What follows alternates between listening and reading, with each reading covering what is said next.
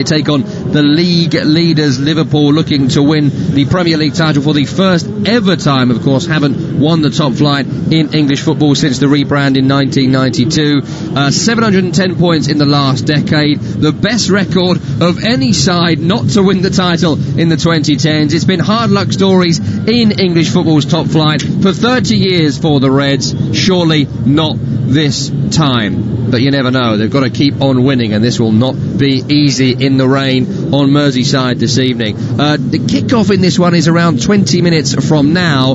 Before we continue our build-up to this one and hear from the bosses too, when we come back after the break, we are going to look back at New Year's Day in the Premier League. 9 games, loads of stories at the top and the bottom. Stick around for that. It's Premier League Live.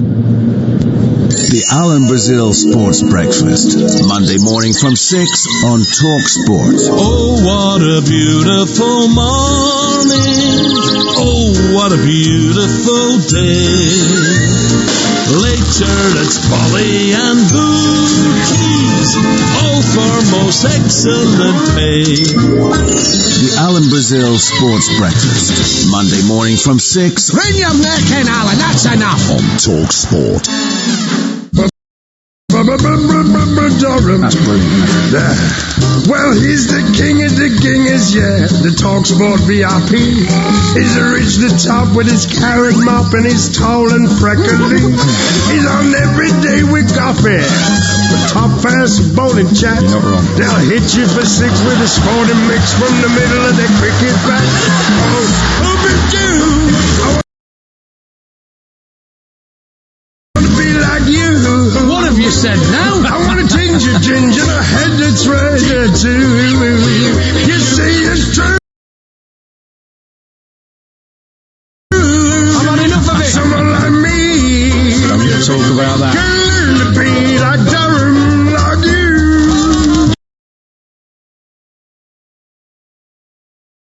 Join the kings of the sporting jungle, Adrian Durham and Darren Goff. Weekday afternoons from 4. That's TalkSport I'm talking about, man.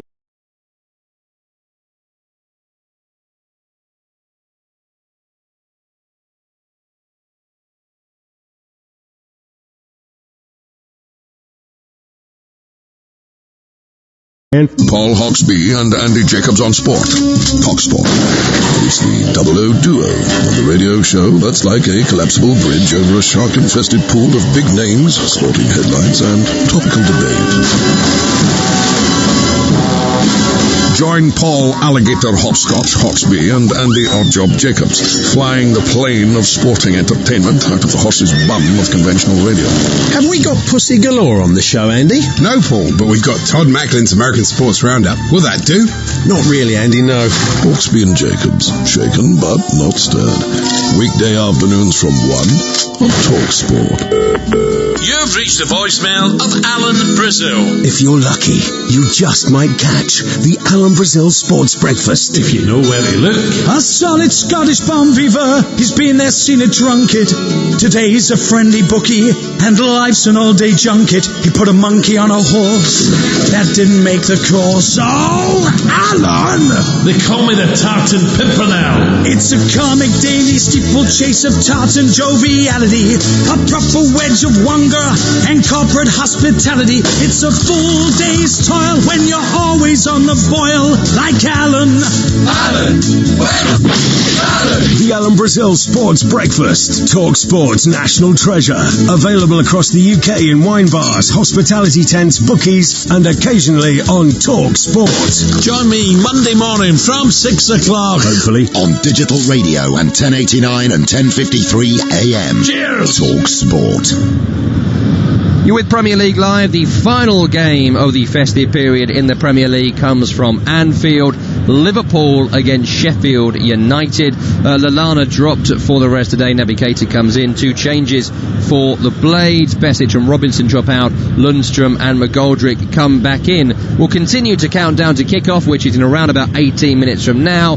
Before we return to our feature match, though, let's reflect now on what was a fantastic day yesterday in the Premier League. I don't know about you, but I love these 10-hour slogs of Premier League brilliance. It's so good. Endless football. I haven't spoken to my wife for weeks. It's been fantastic. This was New Year's Day in the Premier League, the best of it.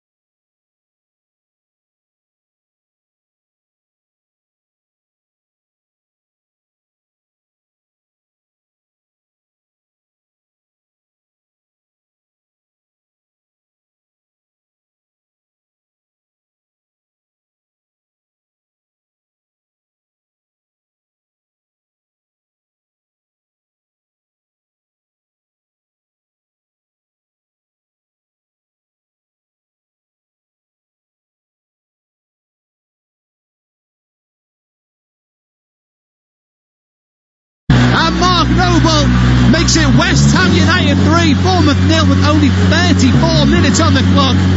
How confident Arsenal are. He'll make a mistake here as Pepe whips it in towards the near post. Saved by De Gea. Volleyed home by Socrates. Very relieved to get the first win. We wanted to start the year in a different mood, and I was very pleased with the win and with the performance.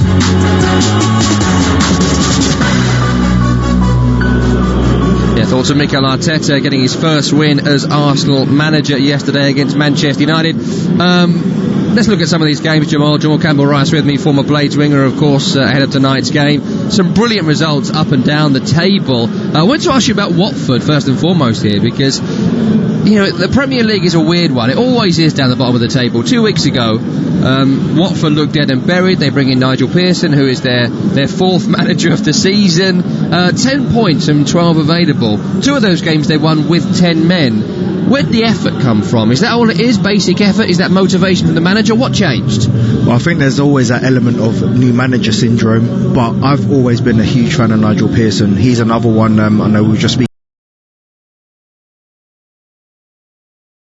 off air about teams being well drilled, and he's one of those managers that always has his teams well drilled. If you just look back at when he was in charge of Leicester, he had that team so well drilled, it was unbelievable, and it looks like he's done the same there. He's got a work ethic in the team, and they've all bought into it, which is massively important. And it's like when a new manager comes in, everybody, it's like you're on trial again. Everybody wants to impress, and it seems like all of the players now, they're enjoying what they're doing. They enjoy working hard, and it's paying off in the games. How do teams become unwell drilled? You know, I watched West Ham this weekend thrash Bournemouth 4-0, and Arsenal, I was doing a game last night where all of a sudden they're pressing and they've got a great shape, and they've got players supporting each other when they make forward runs that wasn't happening before, and there seems to be a discipline about them all of a sudden.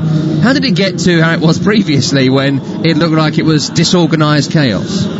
Sometimes I feel it feels like players aren't buying into the manager anymore. They're not having his ideas, and no one really knows what goes on behind closed doors. But speaking from personal experiences, sometimes when the things ain't going right and they keep changing their ideas, and instead of sticking to what they know and all the rest of it, it gets difficult, and players then start to question them. And like when you're on a bad run, you're looking for something new, you're looking for the manager to come up with fresh ideas, and sometimes it's just not there. And that's why so often changing the manager can make a big difference. We saw the return of the Moisaya yesterday at West Ham. Ham, a 4-0 victory for them, but all the focus on David Moyes, understandably so, and West Ham as well because of the profile they have. But Bournemouth, what a slide they are on. Eddie Howe's been there a long time, has been linked in the media at least to big jobs. Question marks about whether anyone has actually approached him to leave Bournemouth. What's going on there? Why has it gone so wrong? Well, it's a shame for me at Bournemouth because he's done an unbelievable job there. Obviously getting them promotion up through the leagues and all the rest of it, and having sustained their Premier League status. I think he's done a superb job, and he's like a god there.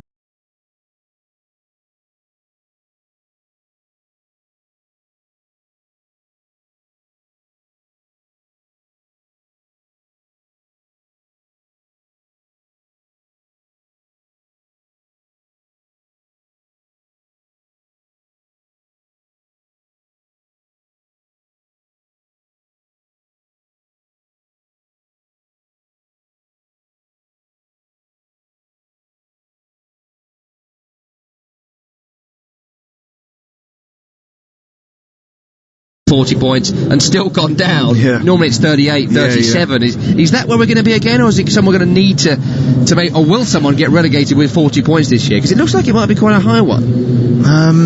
Yeah, you could be right. I don't know. Like this season, it actually just looks like apart from the top 3, looks like everybody can beat everybody, and that's the problem. You go to games and you're thinking, oh,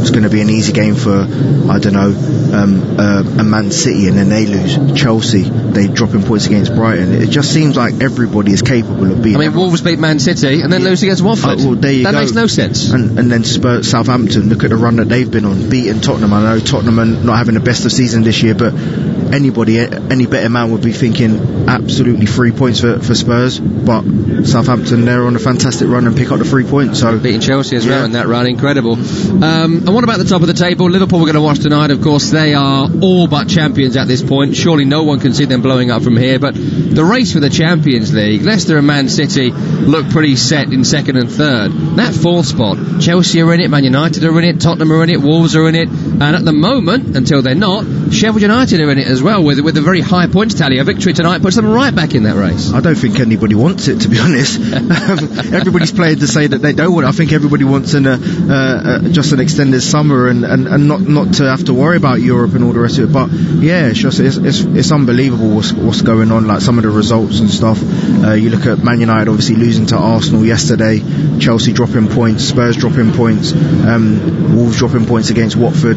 It's unbelievable, but like I said, nobody wants that last spot. Nobody wants a break from the Premier League as well. We've got one this weekend with the FA Cup third round coming up. It's a good 10-11 days or so for some of the teams until they play again. How do the clubs feel about that at this point? Because some are cooking with gas. Southampton, others like Bournemouth may well be desperate to get away. 1 point in 4 games they've picked up and now in the bottom 3. But you don't want to go to the FA Cup, then back to the league, then to the Cup, then back to the league. I always found that a strange juxtaposition, because you're focused on one thing, then suddenly we're in another competition, and how important is it that I'm in this competition? I think it's for managers, Premier League clubs especially, to give other players a run, and for other players to impress. So they're ones that are chomping at the bit. They're wondering why they're not playing every week, and like the FA Cup weekend's a perfect game for them to go and say, right, this is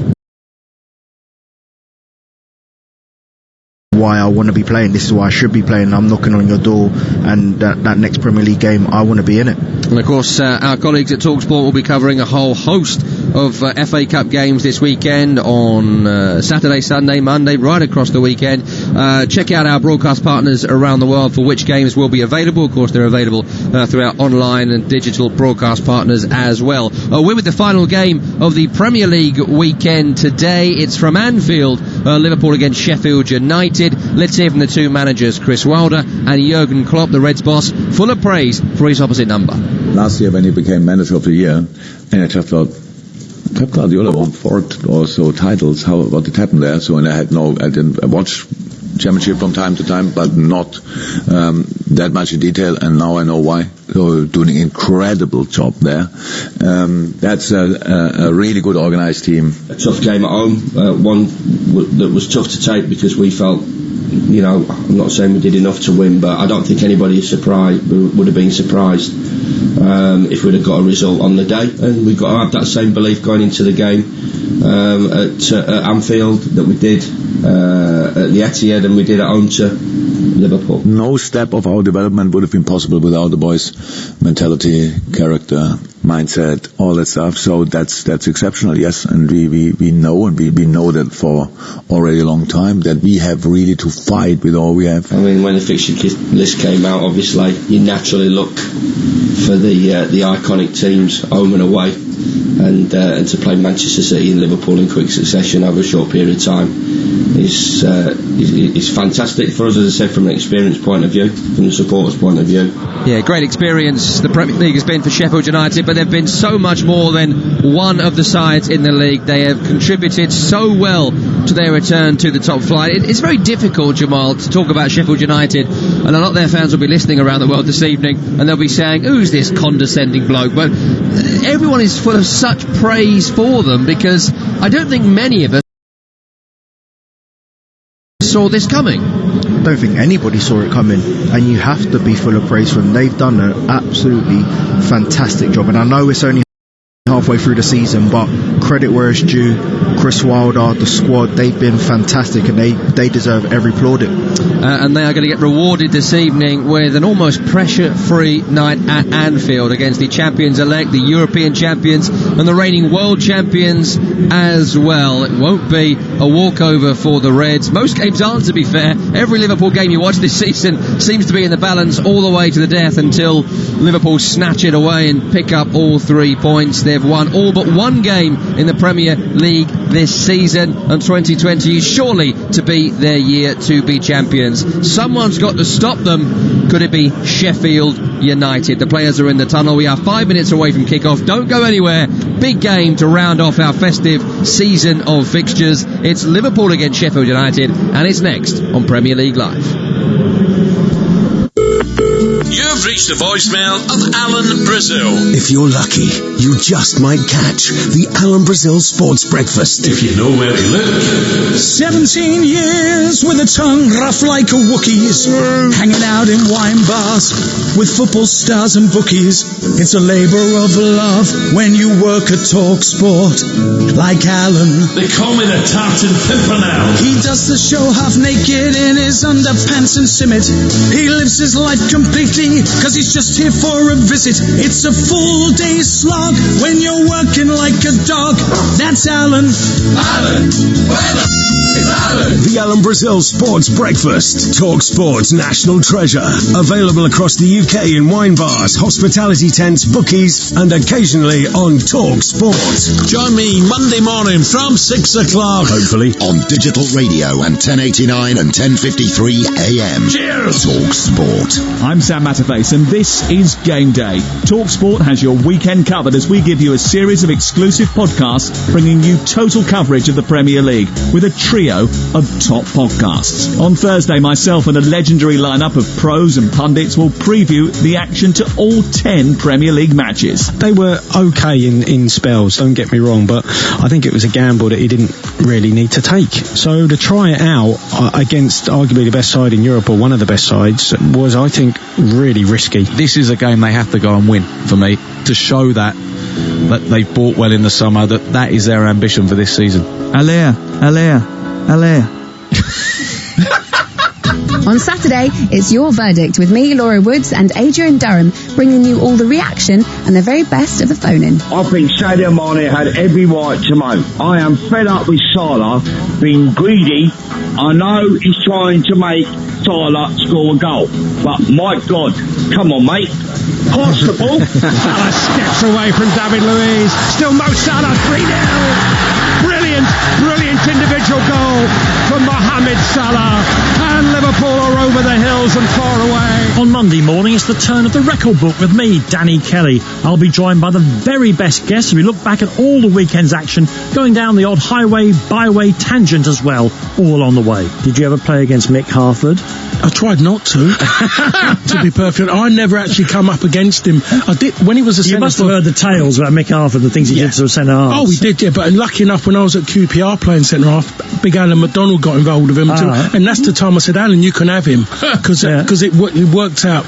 He is the one person that he would kick you, and you would apologise for getting in the way. The Alan Brazil Sports Breakfast. Whoa. Weekday mornings from 6. How do you put the show together? A minute ago. On Talk Sport. You are listening to TalkSport's coverage of Liverpool against Sheffield United from Anfield. I'm your host Tom Rennie. Alongside me is the former Blades winger Jamal Campbell-Rice. This is Premier League Live. Leaders Liverpool aiming to extend their unbeaten home league run to 51 matches and move back 13 points clear of second place Leicester City. The Blades looking to avoid a second successive away defeat, having been unbeaten all season on the road, though their last outing was at Manchester City. It doesn't get tougher than City and Liverpool away back to back. Let's get to the team news. We can tell you there's been a late change to the starting 11s. Naby Keita has so often struggled with injury during his time at Anfield. He's been injured in the warm-up, so the veteran James Milner comes in to replace him. So it's Alisson in goal for Liverpool. Andrew Robertson, Virgil van Dijk, Joe Gomez, Trent Alexander-Arnold complete the back line. Midfield is now Jorginho Wijnaldum, Jordan Henderson and James Milner. Front three, Sadio Mane, Roberto Firmino and Mo Salah. Nico Williams has come onto the bench to replace Milner. It's also Adrian, Nathaniel Phillips, Adam Lallana, Curtis Jones, Harvey Elliott and Divock Origi. Not exactly household names right across the bench. Even Liverpool are suffering with a few problems with squad depth at this time. For Sheffield United, just two changes for them from the City game. Besic and Robertson dropped to the bench. It's going to be McGoldrick and Lundstram in for them. So it's Dean Henderson in goal. Back three of Jack O'Connell, Chris Basham and John Egan. George Baldock on the right, Ender Stevens on the left. Midfield trio, John Fleck, John Lundstram and Ollie Norwood the skipper. David McGoldrick and Lys Mousset are up front. On the bench is the goalkeeper Verips, also Phil Jagielka, Ben Osborne, Mohamed Bezic, Ollie McBurney, Billy Sharp and Callum Robinson. Our referee this evening is Paul Tierney, and our VAR, hopefully we're not going to hear from him, is Kevin Friend at Stockley Park. And we are just about to get underway. Fantastic rendition of You'll Never Walk Alone before kick-off. It's the first game of 2020 for Liverpool in what is sure to be one of, if not their greatest year for 30 years. Liverpool in all red, shirts, shorts and socks with white numbering and trim. They kick from right to left as we look in this first half. Sheffield United the other way from left to right. They are in all white shirts, shorts and socks with black numbering and trim. Ball was with Trent Alexander-Arnold. Big diagonal crossfield to Sadio Mane, midway inside Blades territory. Slight miscontrol from the Senegalese forward. Liverpool so rarely spit up possession in those areas. A few seconds gone, Jamal, and already we're in a bit of a familiar pattern. Yeah, Liverpool in control and nearly in there. Fantastic start. Just looking at Trent Alexander-Arnold there, like a couple of early touches, and he is some talent. World-class performance, wasn't it, at the King Power Stadium a couple of weeks ago. Scored that incredible goal, couple of assists. It's mad that a right back could have that much influence on a side going forward and also keep a clean sheet at the other end as well. Yeah, most definitely. What he's doing is nothing short of phenomenal. He's got so much ability, and at the same time he's so well drilled defensively, so he's having a fantastic year. Just 21 years of age, Trent Alexander-Arnold. I almost feel like he's been around for 20 years. That's how he plays, isn't it? Here he is on the ball now, midway inside his own half, into Jordan Henderson. Behind him is Joe Gomez. Some talk in the January transfer window, maybe in the summer coming up, that Liverpool might look to find a new partner for Virgil van Dijk across that back line. A few players have been linked. Dejan Lovren and Joel Matip have played there too this season. So I think it's important for Joe Gomez. He not only has a good night here, but a good run of form and fitness, because that's been his key issue really. In for a few games, injured for a month. Here's Jordan Henderson trying an early snap ball forward, intercepted by Sheffield United. Oliver Norwood will bring them forward. That's a lovely ball over the top, trying to release McGoldrick off the shoulder of Virgil van Dijk, but it's all the way through to Allison, decked out all in black, away to our right this evening. Liverpool look to counter quickly. James Milner to Trent Alexander-Arnold. Low cross is cleared away at the near post by O'Connell, picked up again by Jordan Henderson. Wijnaldum now. To his right is Jordan Henderson, on to Trent Alexander-Arnold. Salah on the edge to Milner, round the back, cuts it back, it's away by John Egan, the central defender of Sheffield United's famous trio. Ball cleared away up over the halfway line. So difficult, isn't it, for any defence to watch the runs, because you're watching Mo Salah and you're not picking up James Milner running from deep. Most definitely, just the way they've started here, like the control that they have of the game, they're into their stride already, and it's actually a joy to watch. Haven't been overawed this season though, Sheffield United, by anybody, have they? No, they haven't. They, like we said, they're well drilled and they've just sat into their shape. Slip here, allowing Robertson in round the back, cross towards Mo Salah.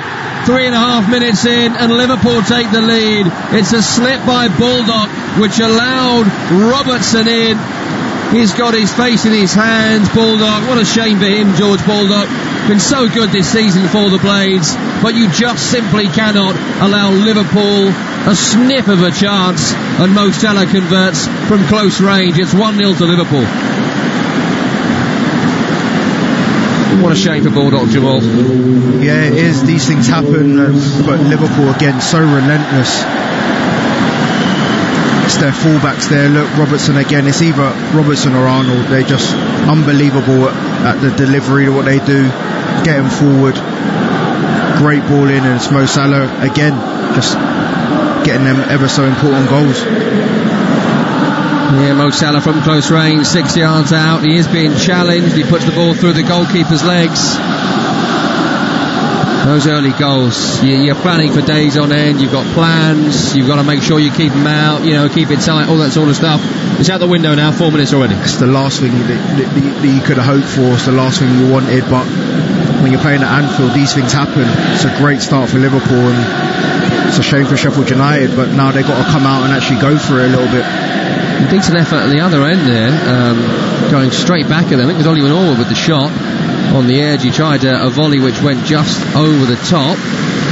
Snap effort from 20 odd yards away. 5 minutes gone. It's Liverpool 1, Sheffield United 0 on Premier League Live. Throwing to Liverpool in the right back area. That will give Liverpool fans a sense of relief. There are so many Liverpool fans that I know, a few colleagues here at TalkSport, that even at this far ahead in the title race are still nervous about winning it. For so many it's been their entire lives. Liverpool have gone without winning the top flight in England. Of course, the most successful club when it comes to winning trophies that this country has produced on a domestic and European level. Here's Lys Mousset carrying Sheffield United up the field. Out left, about 20 yards over the halfway line, finds a ball back to Norwood via Fleck on that far side. It's Baldock now over the halfway line to McGoldrick outside of him. Here's John Lundstrom into the central midfield, where Oliver Norwood, who's such a composed player, a metronomic central midfielder in that Carrick mould, always wants the ball, gives it away, brings it back again, links everything. He plays the ball backwards here. It's pumped upfield towards one of the gallivanting central defenders of Sheffield United. It's Basham on the right hand side. Baldock is with him, can't find the forward pass, so he goes back to John Lundstrom, who's played himself in that back three at times. Egan with a Conor Cody style diagonal right to left. It's controlled by Ender Stevens, but it's a miscontrol when it goes out for a Liverpool throw. Got themselves back in the game, haven't they, after a difficult spell. Better from Sheffield United. They're just controlling the ball a little bit better. Unfortunate there with the miscontrol, but that's what they need to do, get a foothold in the game. Well, it's a strike here by McGoldrick. It's broken to him after poor play from the throw by Liverpool. He's put his foot right through that one, David McGoldrick, and it had to be tipped over by Allison.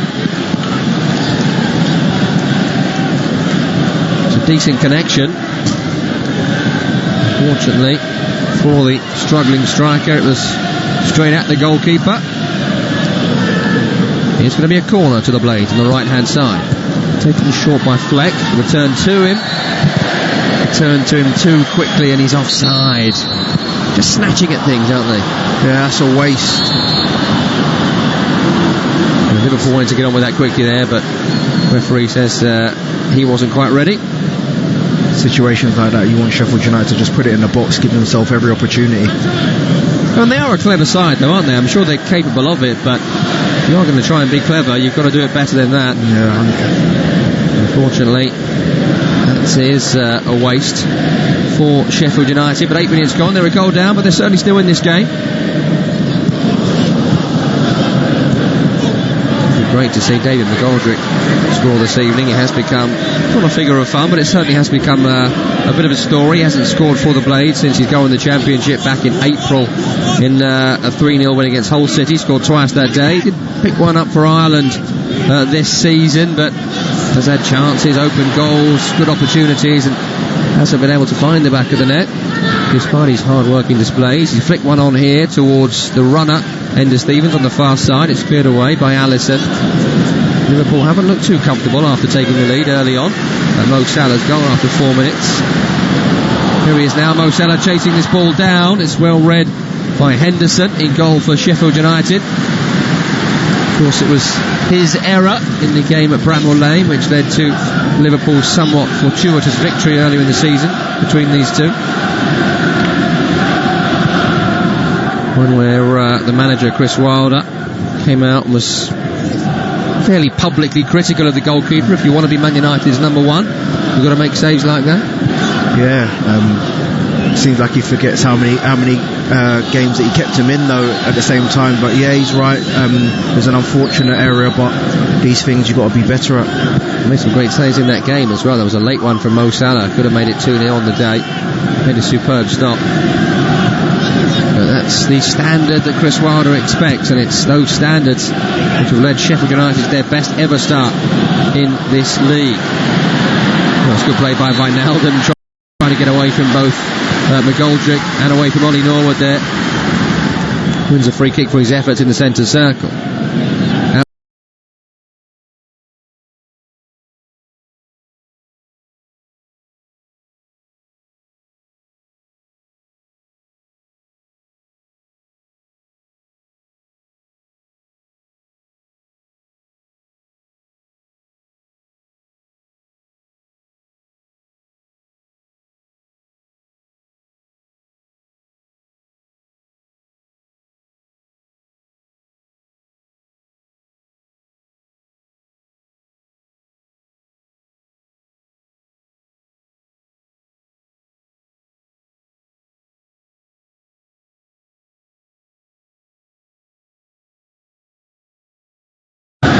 Or body warmer if you're not French. I don't know when they started getting called gilets. It used to be body warmers when I was a kid. Yeah.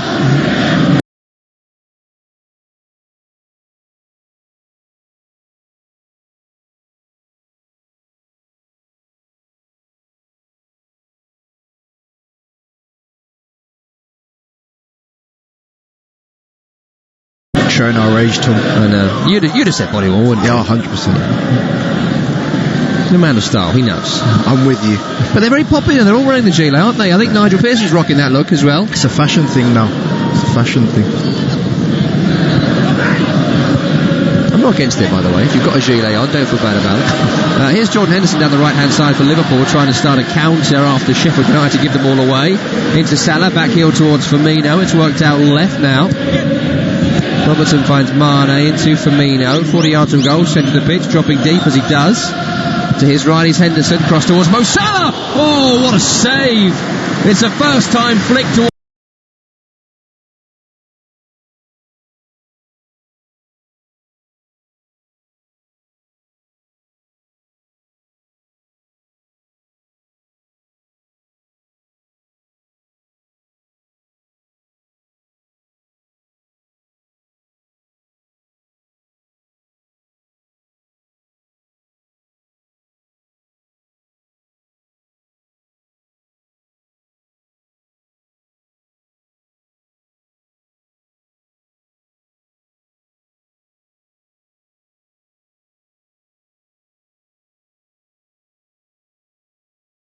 Towards the top corner, well read by Dean Henderson, who got a right hand to it and just got it over the top.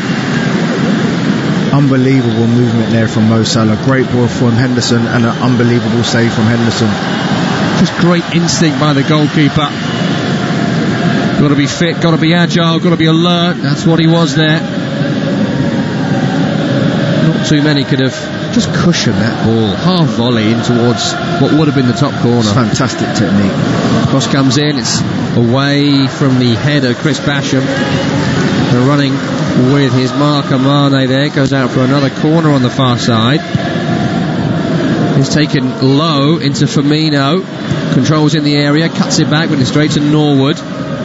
Looks to start the counter up towards Rousset, but James Milner is there. For those that missed the start of the game, he wasn't originally meant to be playing here, James Milner, but Naby Keita got injured in the warm-up. Out on the right-hand side, Alexander-Arnold tries a cross. It's blocked by the backside of Stevens. Liverpool regain and retain possession. They push it back towards the halfway line, and Joe Gomez. 12 minutes gone here. Liverpool 1, Sheffield United 0. 72% possession for the home side so far. 2 shots, 2 on target, 1 goal, 1 good save from Henderson. Both attempts from Salah. Here's Mane, who's left his marker on his backside. He's in the penalty area, pass to Firmino, breaks back to Milner. Trent Alexander-Arnold now, chips it across, headed away at the near post by Jack O'Connell. Recovered by Trent Alexander-Arnold. James Milner picks it up now in midfield. Alexander-Arnold ahead of him. Henderson made a decoy run. Alexander-Arnold came back inside, crossed by Milner. Waits it.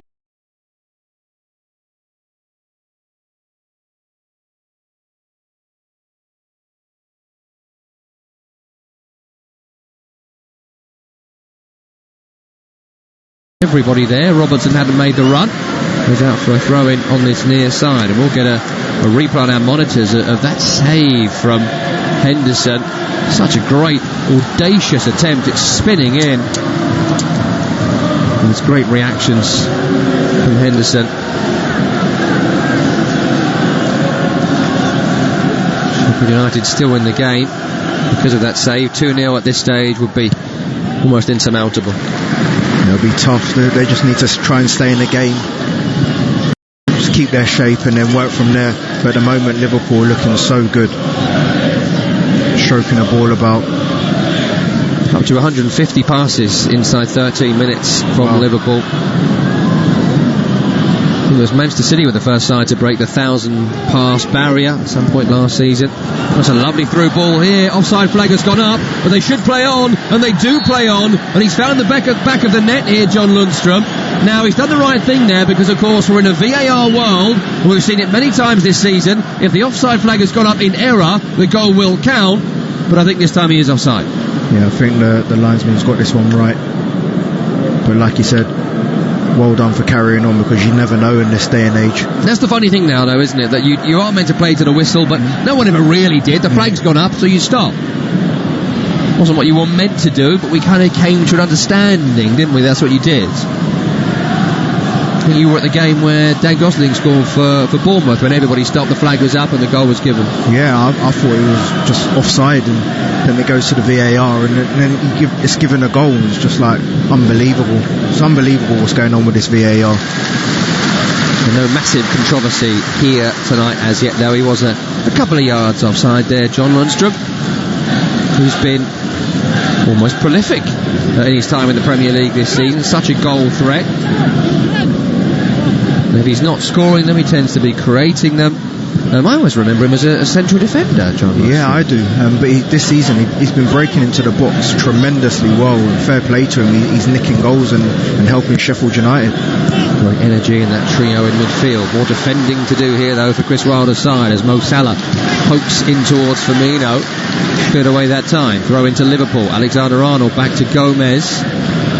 In the centre circle is the imperious Virgil van Dijk. The January signing, of course, for Liverpool.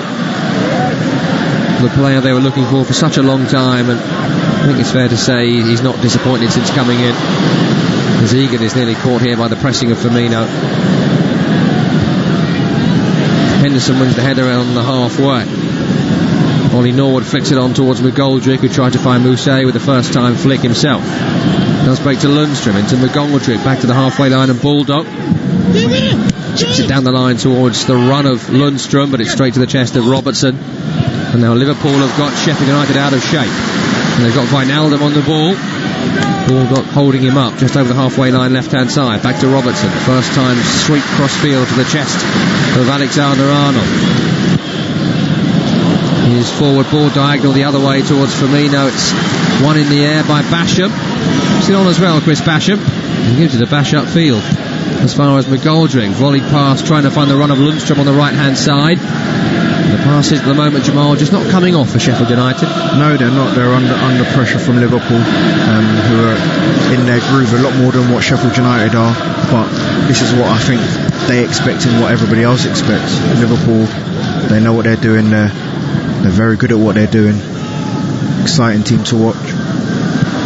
It is a huge task for Sheffield United this evening. They are a newly promoted side. It's sometimes hard to remember that, considering how good they have been this season. In the history of this league, going back to 1992, only 3 newly promoted teams have won away from home against the team starting the day top of the table. Ipswich did it at Norwich in 1992 in a famous derby in East Anglia. Derby did it at Man United in 1997, Paolo Wanchop and all that. And Hull City won at Arsenal in September 2008. A wonderful goal from Giovanni. What was his name that goes for that goal? Gervinho. Yeah. Fantastic goal on the day for Hull City. I remember watching that in my university dorm room with a bunch of Arsenal fans. And when that goal went in, we went out at a tremendous night. So thank you very much, Gervinho. It's rare. This is like a free game for Sheffield United, really, because nobody really expects them to win this and get anything out of the game, especially with the form that Liverpool are in. We've even got Virgil van Dijk charging down the left wing here at Liverpool. The Blades are able to win the ball back. If they were to score a goal, then maybe it does change things somewhat. And they do have goal scoring threats. They've got pace in behind in Mousset. They've got a well organised team. And they have the ball at the feet of their goalkeeper Dean Henderson, away to our left. He's made a really good save from Mo Salah already this evening. Giovanni was his name. Gervinho was the Arsenal striker. Our production team there all over it, listening to our meanderings and clearing up our wrong statements as well. What a goal it was, though. I can't remember. I was drunk, all right? What do you want from me? They were great days. Great goal it was, in from the left-hand side, found the top corner. But that just goes to show that, Jamal, it is so rare for someone to come up and beat the league leaders. There's not been too many league leaders as good as this. Here's Sadio Mane coming forward here. Corner of the area for Liverpool from the left. Into Wijnaldum, shapes to shoot and does. Just over the top from Jorginho Wijnaldum. Great speed of thought and foot, but it's over the top. Just waves and waves of attack, isn't it? So quick with the ball at feet, these players, aren't they? He's got 3 players around him. There's Wijnaldum there, and he still finds a way to get the shot off. Unbelievable. If it's not Salah, if it's not Mane, if it's not Firmino, it's one of the midfield trio that are breaking forward. 20 minutes gone here. Liverpool 1, Sheffield United 0 on Premier League Live. And Liverpool's biggest win in all competitions against the Blades, by the way, a 6-1 victory, which was back in 1930. Not sure it'll be anything like that this evening, but an early goal does make you think of such records. They've done well since conceding in the 4th minute to Mo Salah. Have the away team, and they're working the ball down the left channel here with McGoldrick on towards Mousset. He's got the pace to beat Virgil van Dijk, but Van Dijk steps across him and pokes it out for a corner on the left-hand side. Positive from Sheffield United there. Another opportunity to get the ball in the box. Second corner of the match. Last one, of course, was taken short and wasted with an offside. Chance here for the back 3 to get forward. O'Connell, Basham, Egan, all in there. Ball whipped in. It's Egan at the back post. It's away by Van Dijk. Salah heads it up in the air. Milner away. Recovered by Chris Basham, who heads it forward. Gomez looks to have his arms over Leach Mousset there, but no free kick given. And Jordan Henderson can bring the ball away for Liverpool. And they're streaking away with 5 in this attack. One is Sadio Mane. Ball just goes behind him. Mane still has it though. Step over. Digs out across towards Firmino. It's away by Chris Basham, who had to work hard to get back there. Alexander-Arnold now on the left-hand side. Forward to Wijnaldum. Return to the skipper, Jordan Henderson. Alexander-Arnold back towards Henderson. Robertson's covering on the far side at right back temporarily. He's made a run from outside. He's found now. Ball at feet brings it away from the attacking areas. The amount of times, Jamal, you watch Liverpool and their best attacking moments often come from opposition corners. Yeah, they break so well. It's tremendous the way they break. Just saw there Jordan Henderson breaking forward. We see Mane and Salah on the shoulder ready to break forward to try and penetrate and get them goals. It's always at such pace. And usually when you watch these teams break away in the Premier League, you get one, maybe two forward, maybe two runners for the guy on the ball. There's five there. Yeah. Incredible. Yeah. And then when the attack breaks down, they don't give possession away. They've had it for a good minute since then. That Milner's forward pass eventually cedes possession to Sheffield United, but immediately given straight back. A diagonal attempted, aimed towards John Lundstrom. And Alexander-Arnold, who's still playing left back at the moment, picks it up. This Liverpool team must be so fit, like to keep up with this intensity. Like you said, they're breaking forward and they get it back and they're pressing. You watch Firmino, you watch Milner here breaking and closing down, winning the ball back. It's unbelievable energy levels. How do you coax that out of a team? What does Jurgen Klopp do that other managers don't or can't? I mean, it can't just be double sessions, continual sprints. Can't be a Billy Bonds cross-country kind of thing. What is it they do? I think in this day and age now, everything's sports science, everything's measured. So I think that they're going to be massive on that, and how much load the players are putting into their legs, and everything's timed, and it's brilliant just to watch it and watch the way they close down and when they're in possession and out of possession. I'm not sure Liverpool would have someone like Jan Molby in their side these days, as Sheffield United try and attack down the right hand side. Boussaïd's crosses straight to Alisson. Liverpool break away. Wijnaldum down the line to Mo Salah on the right hand side, running at the back line. This time he can't get away from the challenge of Jack O'Connell. The Blades only have it for a couple of seconds. Liverpool retake possession once again. 24 minutes gone. It's Liverpool 1, Sheffield United 0 on Premier League Live. Henry has tweeted in from Ghana saying he thinks this run may finish by 5-0. Philip hoping for a bumper harvest of goals. So Robin with us in Brazil listening in. At TalkSport Live is the place to get in touch with us this evening. Let us know where in the world you're listening and how you see this one going. At the moment, it's all gone Liverpool's way. Despite a couple of decent half efforts from Sheffield United. Unless they're making one really good stop from McGoldrick's volley. They don't tend to run away with games, Liverpool. Usually it's close. Usually they win by the odd goal. Quite surprised the way they thrashed Leicester a couple of games ago. I'm just looking here, Tom, at the work rate of the Liverpool players, like how much ground they're covering. If you look where Salah is here, he's the right winger, like he's basically like a striker. Mane, Firmino, the work rate is phenomenal. And they have to then, Sheffield United work the ball back to Egan, and here he doesn't want it, so he has to go first time upfield, straight to Robertson, and Liverpool are on the attack again. Set the trap, win the ball. At the moment, though, from an offensive perspective, Liverpool aren't necessarily going for the jugular at all times, but they have to lead. Firmino right to Henderson, first time left to Trent Alexander-Arnold. Henderson again, seen plenty of the ball, Jordan Henderson, as he usually does in that heart of midfield role. Out left to James Milner, veteran midfielder. Also Premier League winner with Manchester City. What an incredible career he's had, coming through at Leeds United at 16. And ever present for Aston Villa, for Newcastle, for City, for Liverpool, in all that time in multiple positions as well. He's been a fantastic servant of the game, fantastic professional. And that shows because he's still playing at such a high level. Able to start a game as well at a moment's notice as well. Naby Keita was originally meant to be in the side this evening. Very playing for such a long time at the top level. He's an option here for Henderson, but he goes right to Alexander-Arnold. Back to Henderson again. Deep cross swung in. Good back header from Baldock to get the ball away from the challenge there at the back post. Yeah, it's out for a throw, which is taken by Andrew Robertson into James Milner. Firmino, two players around him. You can hear Chris Wilde on How Affects Mike's asking for his players to put a tackle in. It's alright if you can get close to him, I suppose. Yeah, that would be something. It's not for the lack of work rate, though. Sheffield United have got players attempting to close Liverpool down, but by the time McGoldrick here, for example, gets to Van Dijk, the ball is gone. Sometimes you just have to hold your hands up and say they are that good. They are just that good. Henderson looks diagonal up towards Mane. Won by Basham, breaks to Firmino.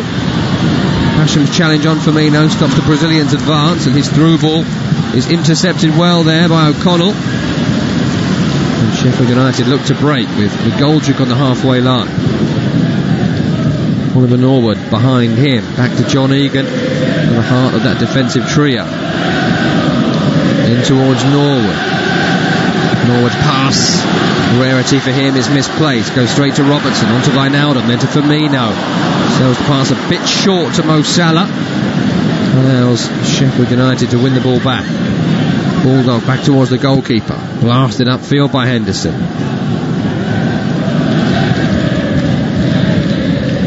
McGoldrick and Gomez battling for the ball over both. Recovered by Ender Stevens in the centre circle. His pass was to the position that Ender Stevens is usually in, and it goes straight to Alexander-Arnold on that right hand side. About 10 yards over the halfway line now. We'll find Milner into Salah, back to Henderson. Crossed by Alexander-Arnold. Milner makes the run, just can't flick it past the goalkeeper there, James Milner. It bounced up just ahead of him, and it's picked up by Dean Henderson in goal. Again, the vision of Trent Alexander-Arnold's phenomenal there, isn't it? Great ability.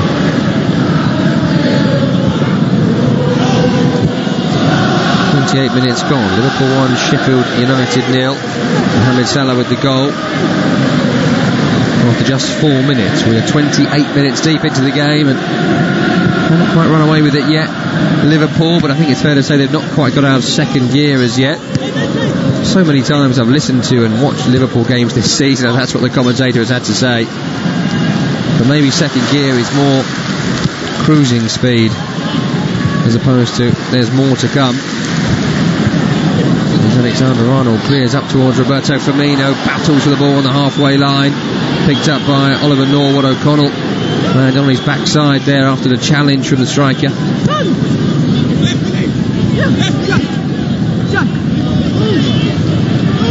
Ball inside the half of Sheffield United. It's fired cross field towards Baldock.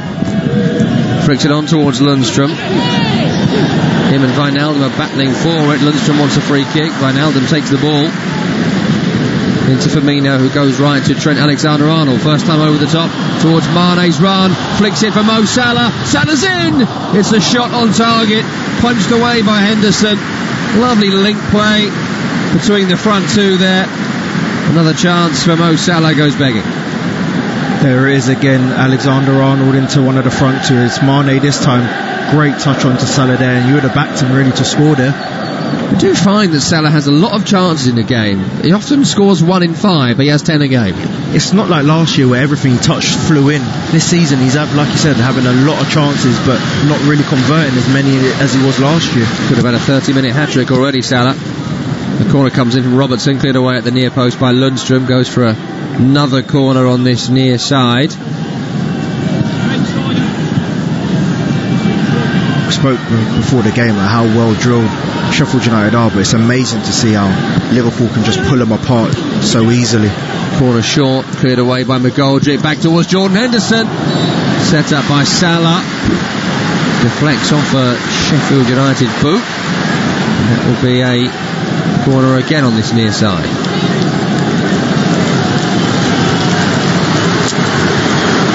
Well, you do get the feeling it's a matter of time before the second goes in. Yeah, unfortunately, Sheffield United really need to get a grip on this game. Trent Alexander-Arnold over it. Two arms go up. Ball is delivered in towards the near. It's away from the head of McGoldrick. Norwood upfield, but no one's up there for the away side. So Gomez retrieves, chips it forward towards Van Dijk. It's over his head. Alexander-Arnold powering down the left wing, but he couldn't keep the ball on. He goes for a throw-in. Right in front of Phil Jagielka there, out warming up for Sheffield United back at the club. Well, he actually was relegated back in 2006 as a Blades defender. Of course, a decade at Liverpool's rivals from just across Stanley Park, Everton. Club captain for a long time there. Never won at this ground in the league for Everton.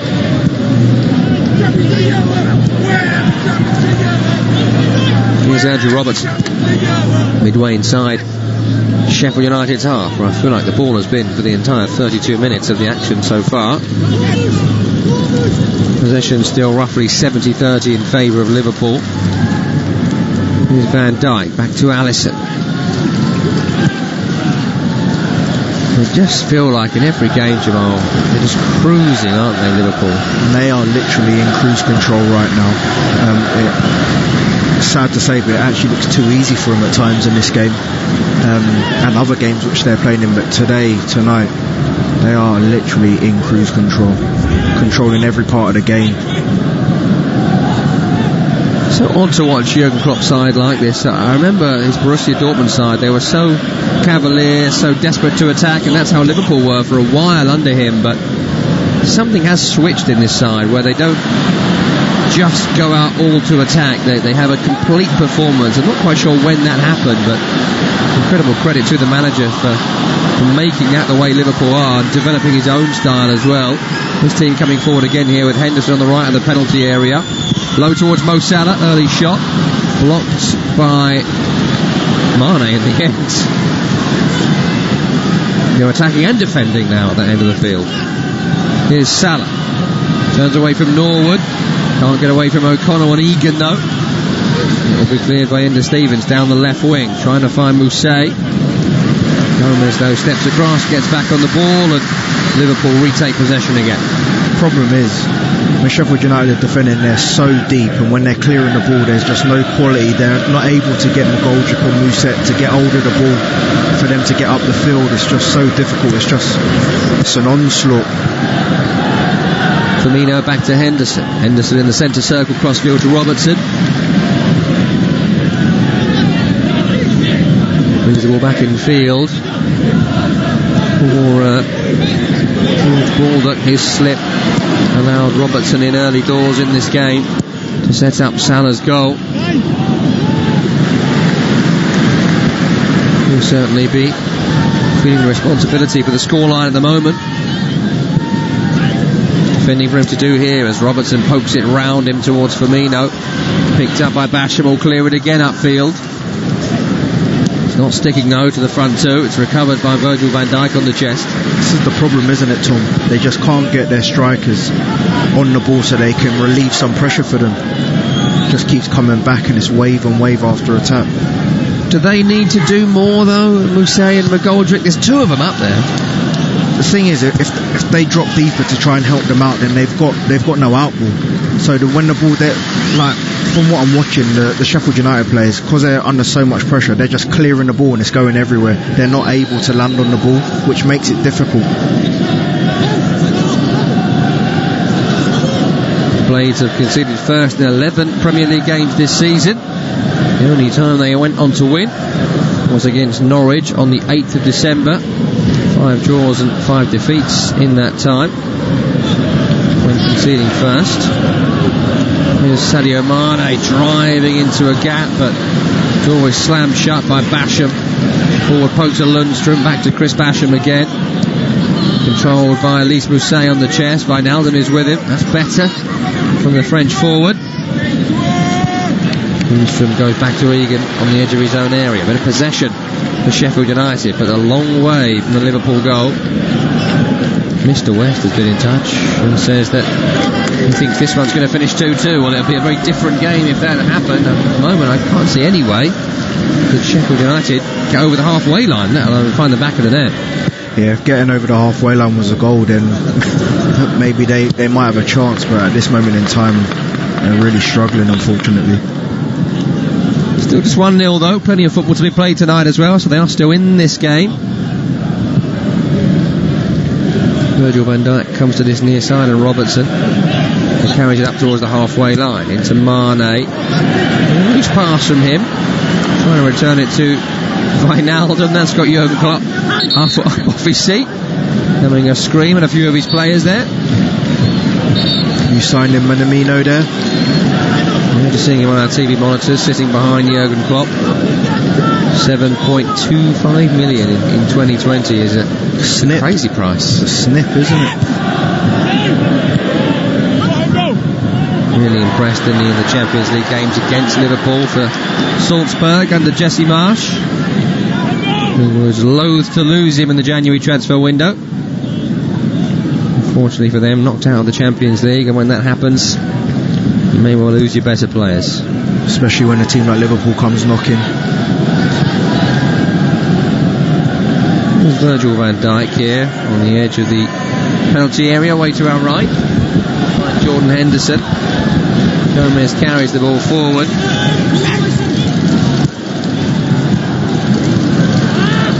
Back towards Jordan Henderson again.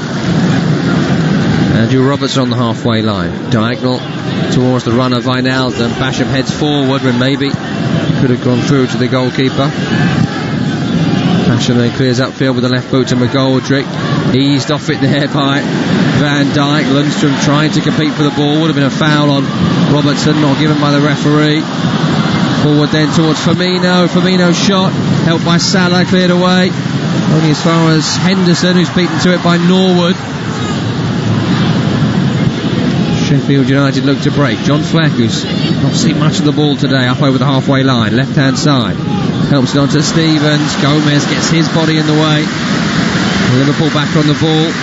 It's better though from Sheffield United. There hasn't been a great intensity about their play going forward.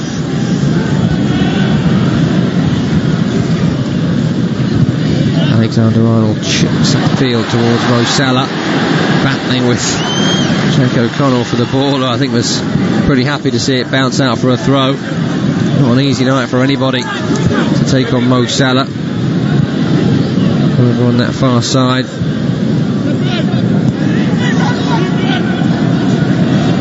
There's Jordan Henderson in the centre of midfield. Back to Van Dijk. To the right now, Trent Alexander-Arnold. To his right is Milner. Back towards Gomez. Just inside their own half, Liverpool happy to keep possession. Really, you feel they could probably do this all game long at this point. They've got the lead and they don't necessarily need to go forward. They're in complete control. Seems like they're enjoying themselves as well. 1-0. All it takes is one move worked well for Sheffield United, and they can get back in this game. They have won the ball back here with Oliver Norwood. Back towards John Egan, who was trying to encourage his players to get forward. He had to go square to Norwood in the centre circle. And it's left to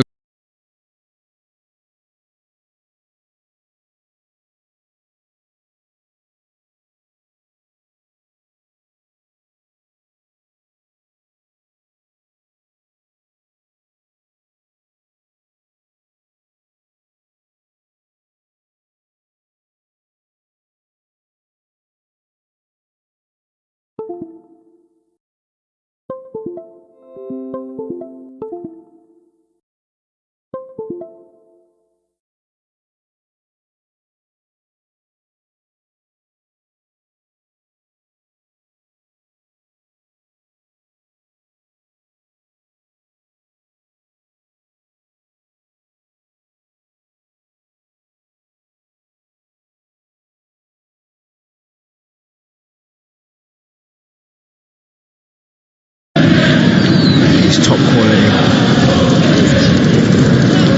There's Joe Gomez over on the right hand side.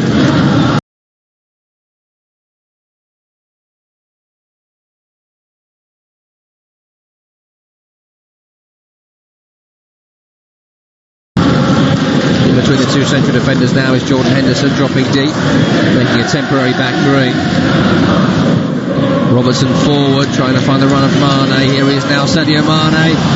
First touch to try and get away from Basham. Was good, but he was just too close to the end line, couldn't keep it in. It goes out for a goal kick. Just that little bit of injection that they've got, isn't it? Like, I know that didn't come off, but just it's so exciting what he does. Well, they haven't seen this game off, though. I mean, he's made a couple of good saves, Henderson, from some Salah chances. But again, they haven't got the second, got the third, then closed it up. I just find it's difficult to put your finger on how they do it. It's 1-0, which should be a dangerous scoreline, but it doesn't feel that way.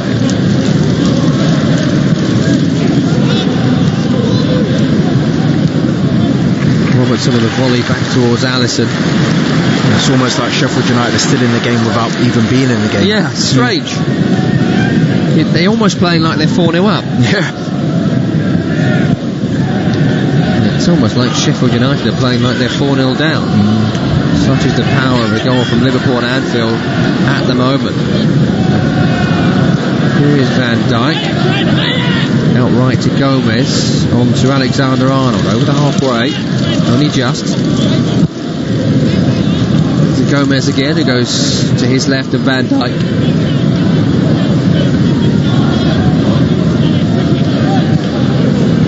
Wijnaldum to the halfway.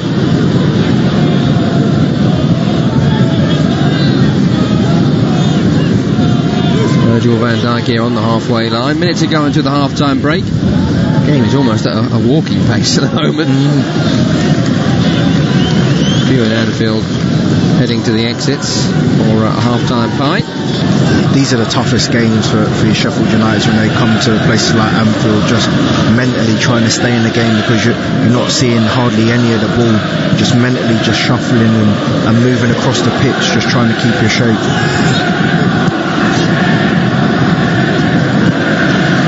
Liverpool want is Sheffield United to press them. So far they've declined the invitation, so Liverpool go long.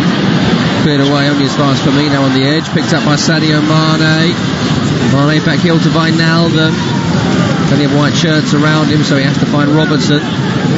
Then Henderson. To his right is Milner. Milner's cross in, it's away. In the head of Chris Basham.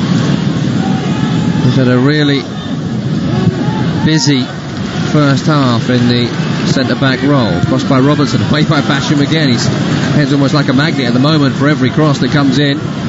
McGoldrick flicks on towards Norwood, who'll get there before Gomez, and it's on towards Mousset, who was beaten to the loose ball there by Van Dijk. If he got there first, he may well have been through. Just those little bits of quality there from John Fleck. Just that final ball. Here's Mo Salah, then Firmino, on to Robertson, cross comes in, away from Basham again. He's going to have a headache at half-time. Robertson finds Van Dijk. Van Dijk goes right to Trent Alexander-Arnold. 1 minute has been added on at the end of the first half. We're 30 seconds into that. Just as Sheffield United started to show a little bit of attacking endeavour. They may well have to break. Oh, nice bit of control by Firmino there on the edge of the area. Exchanges standing foot and his controlling foot. Brought the ball straight under control. Wijnaldum here, challenged by McGoldrick. And that's the end of the first half. And they're still very much in this game, Sheffield United. Just the one goal in it. Mo Salah after 4 minutes.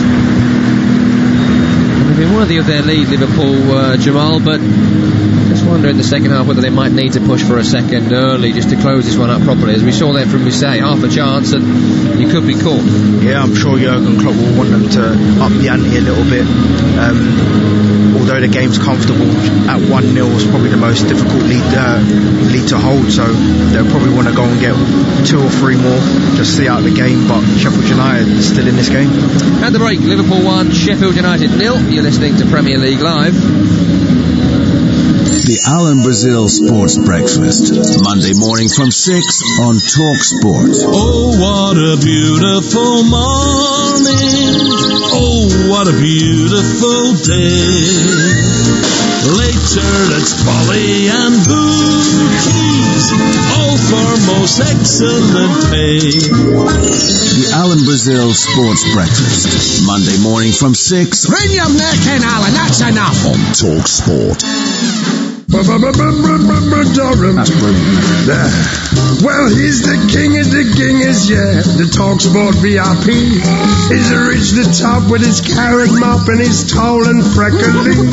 He's on every day with coffee. The top fast bowling chat. You're not wrong. They'll hit you for 6 with a sporting mix from the middle of their cricket bat. Oh, I want to be like you.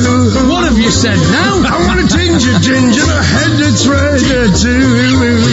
You see it's true. I've had enough of it. Someone like me. Don't talk about that. Can learn to be like Durham, like you.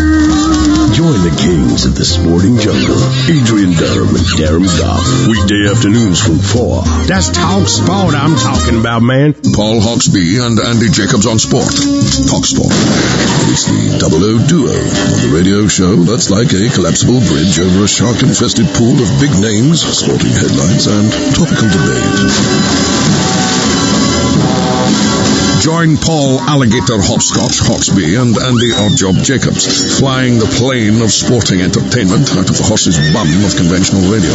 Have we got Pussy Galore on the show, Andy? No, Paul, but we've got Todd Macklin's American Sports Roundup. Will that do? Not really, Andy, no. Hawksbee and Jacobs, shaken but not stirred. Weekday afternoons from 1 on Talk Sport.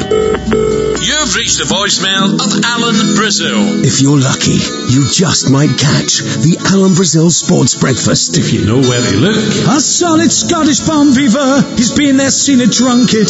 Today he's a friendly bookie, and life's an all-day junket. He put a monkey on a horse. That didn't make the course. Oh, Alan! They call me the Tartan Pimpernel. It's a comic daily steeplechase of tartan joviality.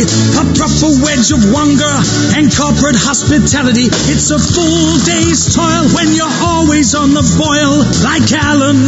Alan! The Alan Brazil Sports Breakfast. Talk Sports National Treasure. Available across the UK in wine bars, hospitality tents, bookies, and occasionally on Talk Sport. Join me Monday morning from 6 o'clock. Hopefully. On digital radio and 1089 and 1053 AM. Cheers! Talk Sport. Half-time here at our final game of the festive period of fixtures. It's Liverpool up against Sheffield United. It's 1-0 to the league leaders at the break. Allowing Robertson in round the back, cross towards Mo Salah. 3.5 minutes in and Liverpool take the lead, but you just simply cannot allow Liverpool a sniff of a chance, and Mo Salah converts from close range. It's 1-0 to Liverpool. There's a strike here by McGoldrick. It's broken to him after poor play from the throw by Liverpool. It had to be tipped over by Alisson. To his right is Henderson, cross towards Mo Salah. Oh, what a save! It's a first time flick towards the top corner, well read by Dean Henderson into Wijnaldum, shapes to shoot and does. Just over the top towards Mane's run, flicks it for Mo Salah. Salah's in! It's a shot on target, punched away by Henderson.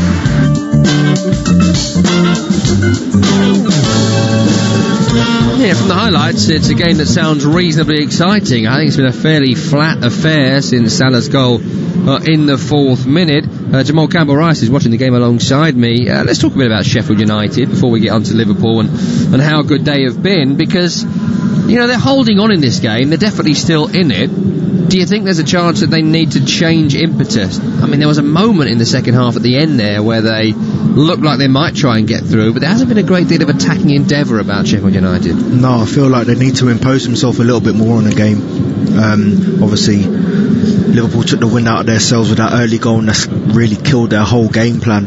And it's been a walk in the park really from then on for Liverpool. But definitely feel like they need to impose a more of an attacking threat in the second half if they're hoping to get anything out of this game. What about the front two, McGoldrick and Mousset? Have they done enough? I mean, when you have two up front, usually that means that you're able to win the ball higher up the field a little bit better. But they've really got nowhere near the ball when it's gone up there.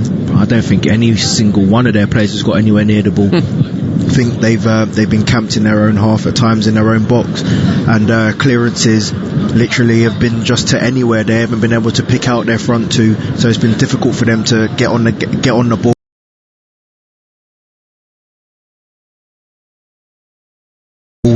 and look after the ball and hold it up and allow the rest of the team to get up the field and join in. It's been really difficult for them, but there's been no quality into them.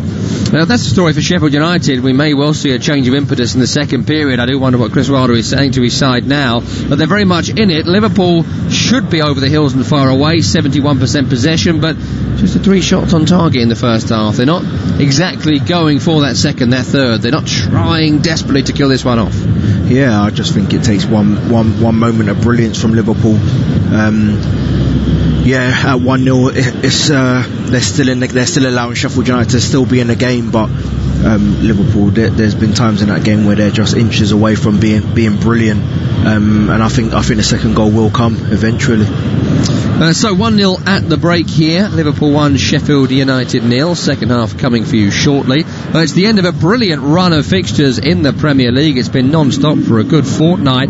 Yesterday, New Year's Day, some tremendous results up and down the country. Lots of managers losing their jobs as well in recent times. Most recently, Manuel Pellegrini sacked between the win against Bournemouth for West Ham yesterday. Before that, an embarrassing loss against Leicester City, 4-0. They beat Bournemouth, West Ham's biggest win in the Premier League since beating Aston Villa back in 2007. Marlon Harewood scored a hat-trick that day, so it's been a long old time since West Ham picked up a big victory at the top level. Let's hear from the returning manager, David Moyes, speaking after that match. No, it couldn't have gone much better, and I have to give great credit for the way the players went about it. I wouldn't say they owed the supporters, but I felt that they needed to give the supporters something to shout about and something to get behind. And I think today they done that. They got the goals. They worked very hard as a team. You know, it was difficult to say MD played badly in the team today. I think it was easy to say who played well. So from that point of view, it was really good. Yeah, the Mosiah returns for his second coming and gets a great win, Jamal. Quick question about the FA Cup for West Ham. They take on Gillingham on Sunday. And that's one of several matches between Premier League sides and sides from the Championship League 1, League 2, City, Port Vale, another one. West Ham are a side that aren't going to get relegated. I think it's pretty fair to say they'll probably get enough points. They'll get above 3 teams come the end of this season. And so, are we going to see their strongest 11 against Gillingham, or are we going to see the likes of Carlos Sanchez and heaven forbid Roberto playing? I think David Moyes obviously coming back into West Ham. I think he'll want to take a look at a few fringe players, so to speak. So that gives them the opportunity to have a look at them, gives them the opportunity to go in and stamp down their authority and say, look, Gaffer, I want to be playing, I should be playing, and it's a perfect game for some of them players. And yet we are going to see weakened teams, aren't we, right across the third round. How does it sit with you, the whole weakened team scenario? And weakened teams, when they're playing against the lower league side, so to speak, they're still strong. They've still got bags and bags of ability. They may not be playing week in, week out, but that is the quality of the Premier League. So it's up to them to go and lay a glove down and all the rest of it. But sometimes when you go into them games and you're playing against the big sides, you do want the best teams, the best players playing, so you can test yourself up against them. Sometimes it is a little bit deflating when the team isn't as good as what you know it can be. I mean, we'll probably see a few Championship sides play second strings as well. Leeds and West Bromwich Albion.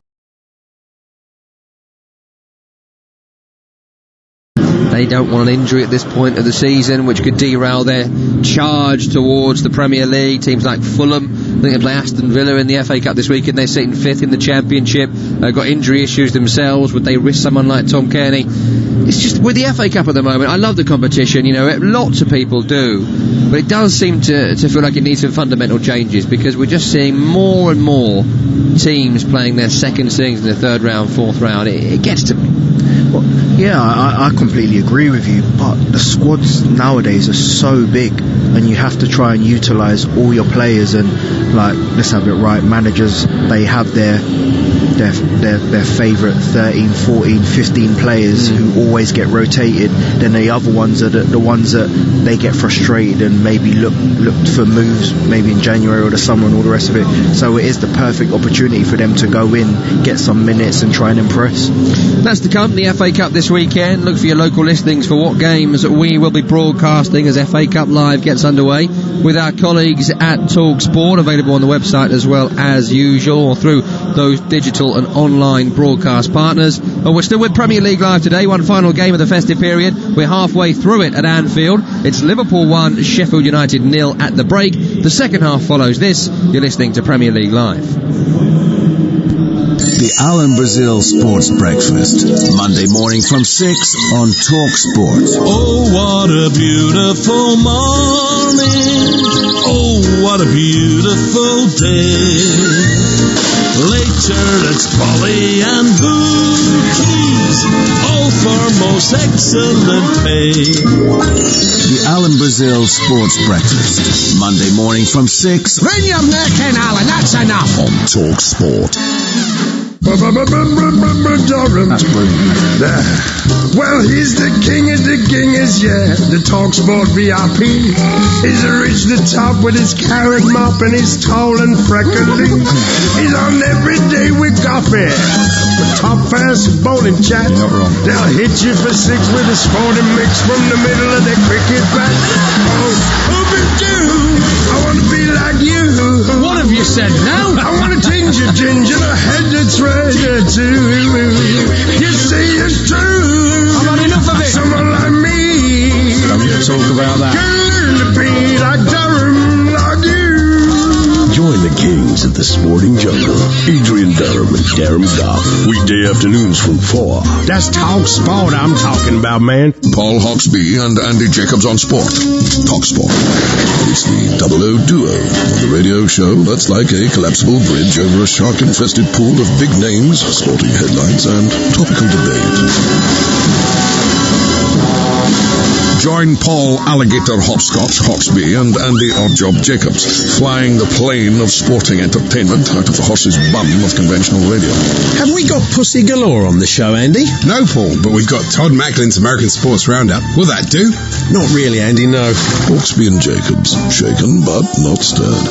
Weekday afternoons from 1 on TalkSport.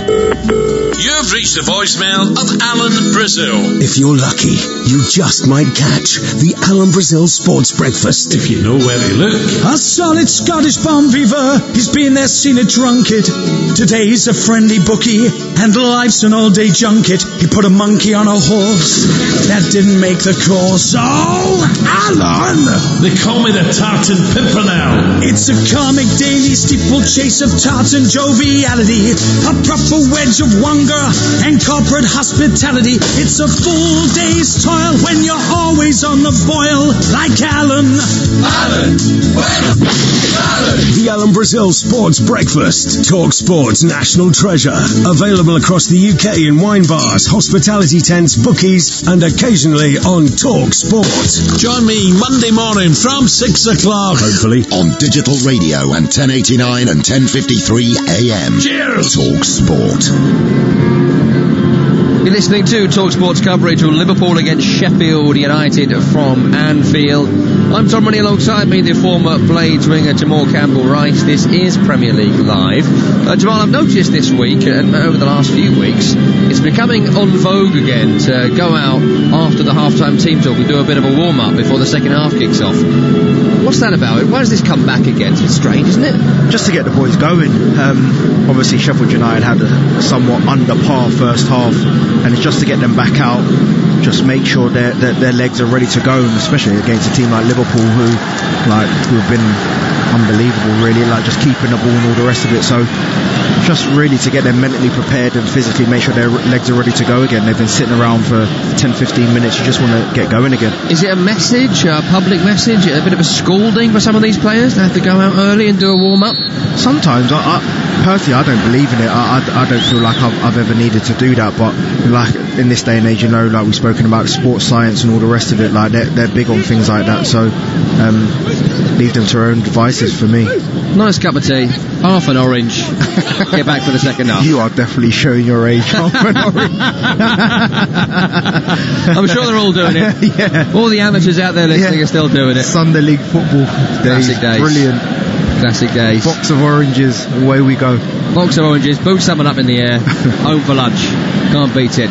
But we are back underway here. Liverpool coming forward. They attacked the goal away to our right in the second half. I'll run through the 11s for you at the next break of play. Mane out to Robertson. Intercepted there by Baldock, who chipped it up to Basham. Shouts of handball when it's been given against Chris Basham, who was chipped towards his chest. It looks like he's moved his arm towards the ball. It's not the best ball he wanted to receive, was it?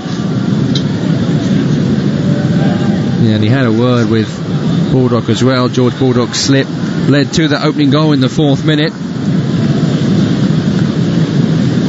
This free kick is in a very dangerous area on the left-hand side, about 4 or 5 yards away from the attacking corner of the penalty area on the left.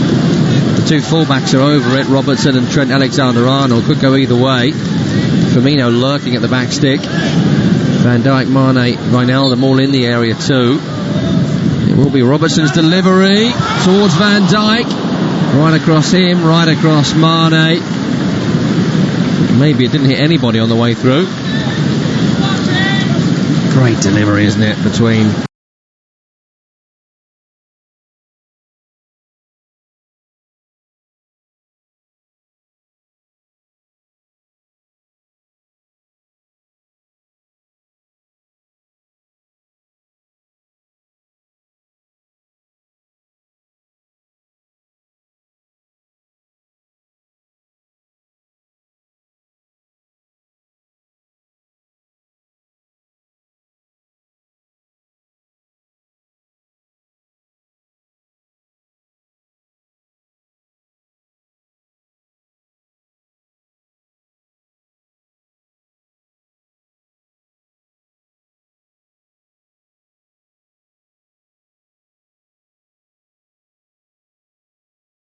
Robertson.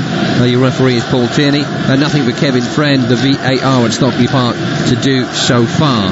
Liverpool all in red, shirts, shorts and socks, white numbering and trim. Sheffield United all in white this evening with black letters and numbers on their backs. They attack the goal away to our left in this second period as we look. Mo Salah on the halfway line will go back to Alexander-Arnold. Henderson then finds Gomez, and we're already back in that familiar pattern of Liverpool having the ball along the halfway line. Sheffield United not pressing them too high, looking to contain, keep the gaps closed. It's a chip up to Firmino. It's good defending from Sheffield United. It's worked for the majority of the game. Yeah, they're solid. They are definitely solid. They know their roles. But it's just a continuous onslaught from Liverpool, just continuous pressure. Sheffield United, if they want to get anything out of this game, they have to go and impose themselves a little bit more and show an attacking threat. High ball flicked on by McGoldrick, picked up by Mousset down the left channel.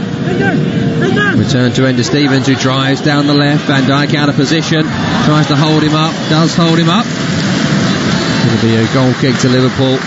Stevens just couldn't find the time to cross. He's become rather famous with Sheffield United fans for the amount of nutmegs he does during games. Ender Stevens couldn't get through the legs of Virgil van Dijk that time. Not sure many can. 5 minutes gone in this second half. It is 1-0 to Liverpool.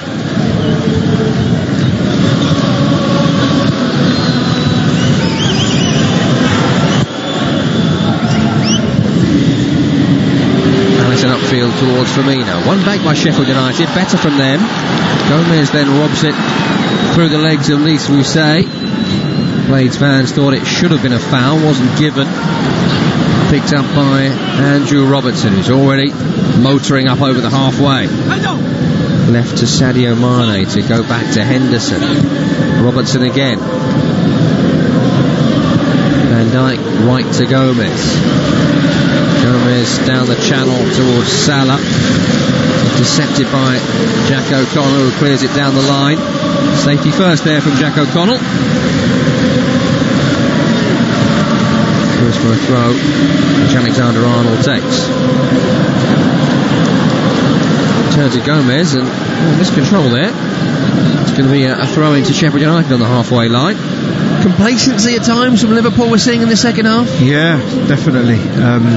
They're just struggling a little bit to break Sheffield United down, and that can get frustrating.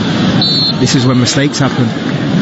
Mistake here from Mousset as McGoldrick knocked it over his shoulder to try and release his strike partner. Frenchman had just wandered offside. Ball with Jordan Henderson here. Left to Robertson. Mane comes short.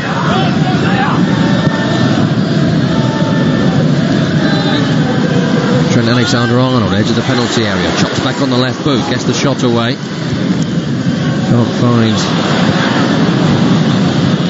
the goal, so it's ball away by Sheffield United, but it's given away by Lundstrom to the retreating Robertson, but given straight back to Lundstrom, who battled for it, wasn't willing to give that one up there, John Lundstrom.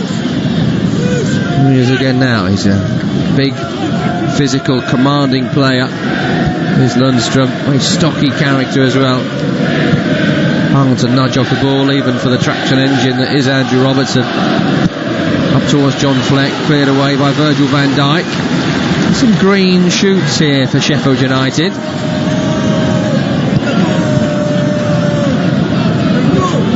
Performance in this second half might leave some Liverpool fans a bit nervy.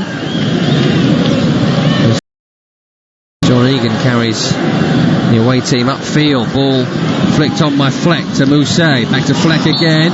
Driving forward is Ender Stevens. It was cleared onto his hand there by Gomez, and handball's been given against him here, but I mean he's right next to it and his arm is right in his body. I don't think that can be given as handball. Nah, it's a poor decision from the referee. Like, it's more ball to hand and it's really ball to arm. Just there though, I was looking at Mousset, just there you just want him to look after the ball a little bit better and like can get the team up the field, but he's just snatching at things and his touch wasn't quite there. Just frustrating. I wonder if Chris Wilder might be thinking about Oliver McBurney on the bench, who's had a decent impact in recent times. Scored a brilliant solo goal at Brighton. Can work off the shoulder as well as win the ball in the air. Here's James Milner. Back towards Henderson, corner of the area, looped cross, won by Basham. Further away by O'Connell, recovered by Wijnaldum. Heads it right to Jordan Henderson. Henderson up against Ender Stevens, into James Milner, back towards Alexander-Arnold. Henderson again, back to Alexander-Arnold. Good pressure. Better pressure from Sheffield United. But with the lead, Liverpool aren't eager to get forward. They chip it back to the halfway, and Virgil van Dijk.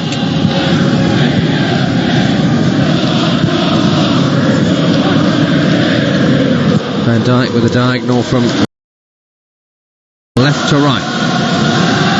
Controlled by Alexander-Arnold. Flick round the corner towards Salah. Cleared away by O'Connell, but the referee says Alexander-Arnold was fouled after the release of the ball there. He was just scored by Ender Stevens, wasn't he? Yeah. Free kick right hand side, 40 yards from goal. Milner and Alexander-Arnold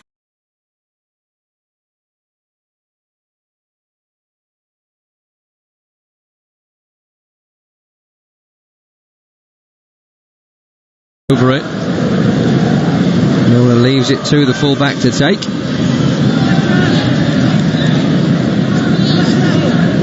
Sent a few bodies forward here, Liverpool. Van Dijk in the area. Short to Milner. Wasn't actually watching there. Don't think that was a fake. I think he actually just wasn't watching. Cross now does come in. Cleared away by the Blades as far as Milner. Helps it back to Salah. Chip cross field to no man's land, really. Recovered by Wijnaldum. Good work rate from him. Back towards Alexander-Arnold. Liverpool just got to get up to a quicker pace if they are going to score a second goal here. At the moment, the walking pace doesn't really deliver results.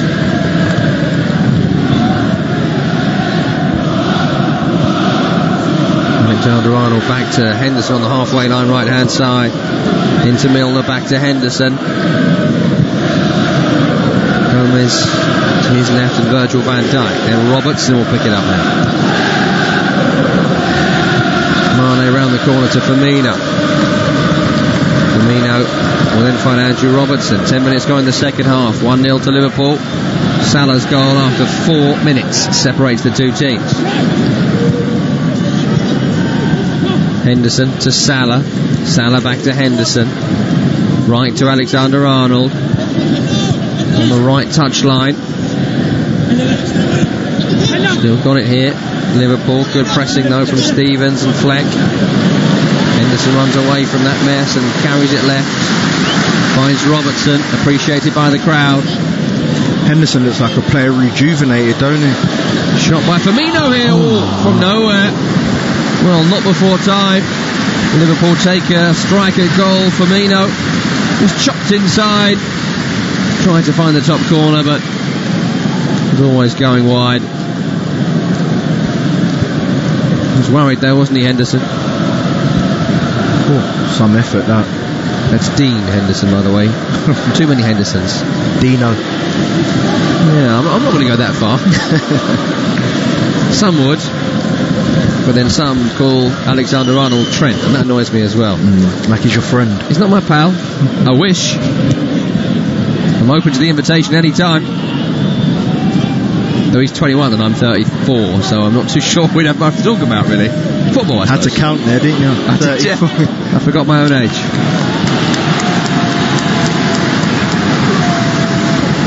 Joe Gomez with some smart defending here. Facing back to his own goal. There are runners either side of him, so he knocks it into touch. Shades of old Liverpool here in the way that they just haven't killed this game off, and that's giving the away side confidence. Bit of space here for O'Connell, who's finally got forward from the left side of centre back. Return to Fleck. Fleck's left footed crosses bashed into Stevens square in the face. That's what you want, innit? I mean, you want to find a teammate with your crosses, but not the one standing 2 yards ahead. Better from Sheffield United, though. Apart from that. Are Liverpool allowing them back in the game, though? Still think they're very comfortable, aren't they? Sheffield United haven't threatened, apart from that David McGoldrick shot early in the first half. They haven't really had anything else. Still just 1-0 to Liverpool, though. And they've given the ball away here. Alexander-Arnold with a rare miscontrol from that throw. It's twice now he's done that. A little bit of complacency from Trent Alexander-Arnold. Nearly. Into McGoldrick, back to Fleck. Firmino back defending. A nice back heel too. Got to move the ball quicker, Liverpool. Salah tries to. It breaks towards Mane off Baldock. It's bad for him if they score from this. It'd be a second mistake leading to a goal. Not a great ball from Sadio Mane. Cleared away by O'Connell. Henderson then wins the ball 50-50 with Basham. Jordan Henderson cuts in field, looks cross to the right. Here's Alexander-Arnold, bit of space to shoot. Blocked. Covered by Van Dijk. Into Milner. Back to Virgil van Dijk. Help down the left channel to Sadio Mane. Turn of pace. Goes for the 1-2 with Firmino. Picks it up. Looks like he's pushed his man over there. The copper screaming handball, but it looks like Mane pushed Baldock to the ground. Referee's given neither decision. He will give a corner though. Probably a foul by Sadio Mane. Yeah, I think that's definitely a foul. Cheek of the cop to scream for a penalty. They're lucky to have got a corner, which they've taken. Short to Milner. Low cross comes in towards Mane. Cleared away by Norwood. Recovered by Alexander-Arnold. Milner found by Robertson. Milner running infield. Finds Salah out of his body. Chips it in. It's over Van Dijk. Oh, it's hit the post. Well, it looked to be going wide. The goalkeeper, Dean Henderson, wasn't moving. Van Dijk missed the header. Hits the inside of the post and goes straight back to the goalkeeper's waiting arms. Bizarre. The weirdest turn of events there. Basham and Dean Henderson both left it thinking the ball was probably going wide. Strange goalkeeping, wasn't it? Very strange. Spinning so slowly. He must have just thought it was going out of play. That can be the only explanation. Hours up now. Liverpool 1, Sheffield United 0 on Premier League Live. Another misplayed pass from Liverpool as they try to get into the final third. I don't know whether Jurgen Klopp might be thinking about Divock Origi, who has come on and made a difference in games. He normally comes on the left-hand side of the three these days, as opposed to the central striker. Adam Lallana could bring some energy. Whether he wants to is the other question. What does Sheffield United change? Because they need something, don't they? I'm quite surprised that we haven't seen Ollie McBurney as yet. I think that they do need to make more of an impact up top. Just to give him a different option. I think McBurney could probably longer. Yeah. Not too sure. So you don't want to take McGoldrick off, do you? Because he puts the effort in, but Moussa is the only one that's got the pace in behind. But they're so deep, Liverpool. You're not going to get in behind this team. So we're going to try and get it in front of the back two and do something from there.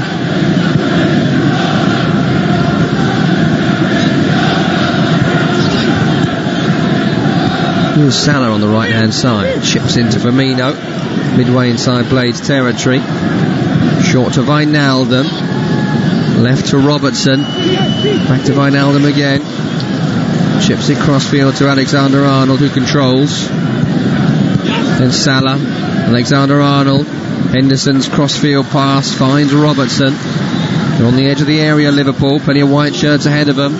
Poke to Wijnaldum, onto Alexander-Arnold, then Firmino, shot blocked, recovered by Alexander-Arnold. So his cross is charged down immediately. McGoldrick then just blasted upfield. Didn't really find the elevation to get over the top. Well, nowhere near the feet of Moussa, and Liverpool have it again.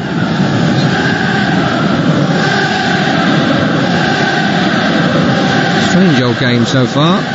You do tend to see this, don't you, at the end of the festive period? Tired legs, tired minds. Of course, Sheffield United having Man City away, then Liverpool away, back to back in 48 hours or so is very, very difficult for anybody. Yeah, I think you're right. The game's very flat, isn't it? There isn't much going on in it. It's almost like Sheffield United are happy to sit in. We are hearing from our colleagues on the bench that we may well be getting a couple of changes for Sheffield United. The strikers will be swapping over, we understand. Billy Sharp and Ollie McBurney getting stripped off for McGoldrick and Moussa at the next break in play.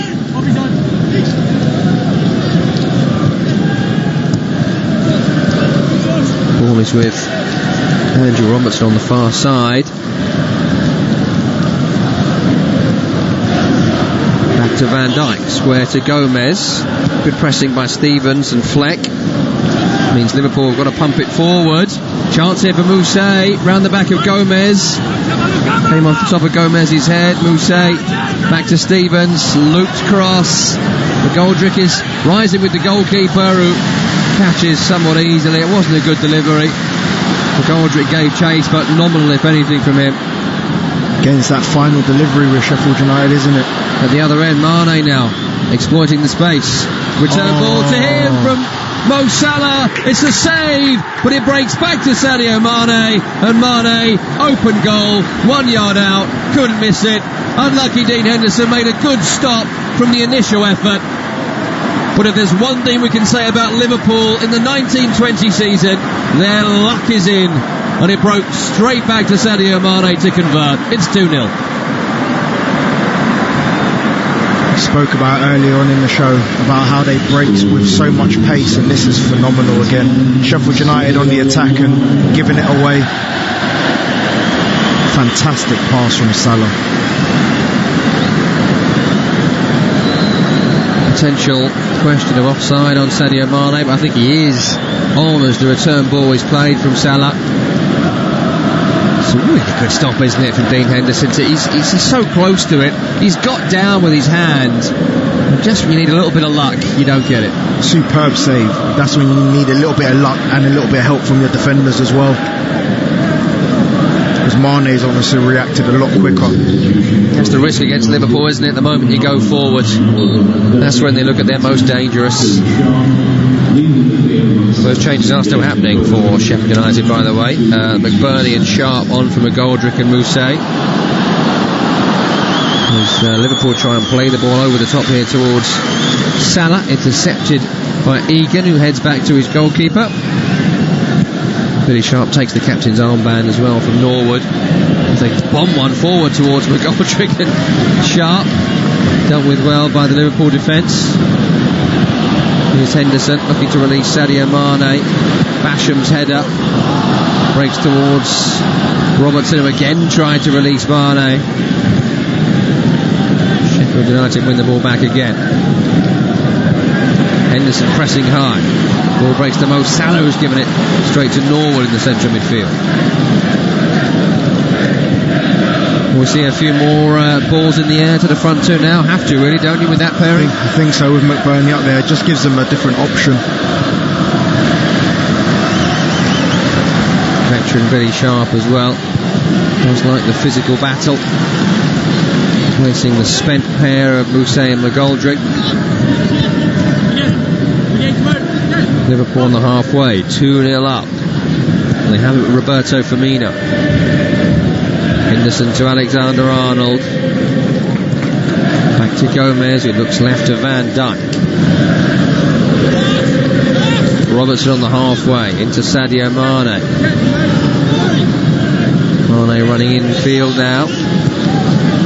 Finds a good release to Alexander-Arnold. Back to Henderson. Behind him is Gomez, further left is Van Dijk. And we're back to walking pace after a couple of minutes of activity. They are that good at speeding up the game and slowing it back down to their pace. It's brilliant. Sheffield United just don't have any answers, do they? No one has. Been just short of a year since the last time Liverpool lost in the Premier League. That was the infamous game of the last campaign, and of course they lost at the Etihad Stadium to Manchester City, the game which cost them the Premier League title. They lost the league, losing just one game, only finished second. Incredible that could have happened. And someone this week compared it to when Manchester United lost the last ever First Division title to Leeds, and they came back the following year, won the inaugural Premier League, and the rest was history. They were motivated by that defeat. Of course, they bought Leeds' best player as well in Eric Cantona, which helped. Wasn't a bad signing, was it? Here's Alexander-Arnold on the right-hand side. Low cross, Firmino. Should have scored, didn't. Breaks back to Salah. Volley's on target. Saved down low to his left by Dean Henderson. Well, you would have put your house on Firmino finding the back of the net there, but just with the wrong foot, maybe? Yeah, I thought that. Corner taken short, back to Salah. Square is Henderson, right is Alexander-Arnold. Right footed crosses deep, Van Dijk is at the back post. Just beyond his reach though. Trying to play for a throw on the far side to Sheffield United in the right back area.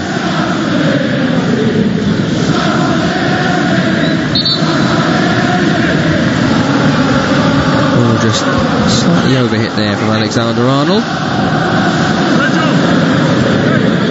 Van Dijk still forward, he wins the header from the throw. What he's still doing forward, I don't know. He's then just walking back. Just enjoying himself, isn't he? Having a good time. Everything just seems to break his way, doesn't it? I mean, it's all down to his reading of the game, and of course, but when you watch him, it almost just seems like it just keeps falling to him, whether he goes forward, whether he goes backwards.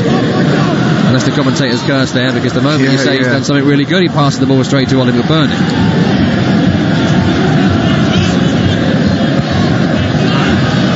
Billy Sharp released down the left channel. Has to scamper after it, Sharp. Just didn't quite have the pace to get there. And that's what you lose when you take Mousset off. It's just that extra bit of pace to get on the end of what was a poor pass. Yeah.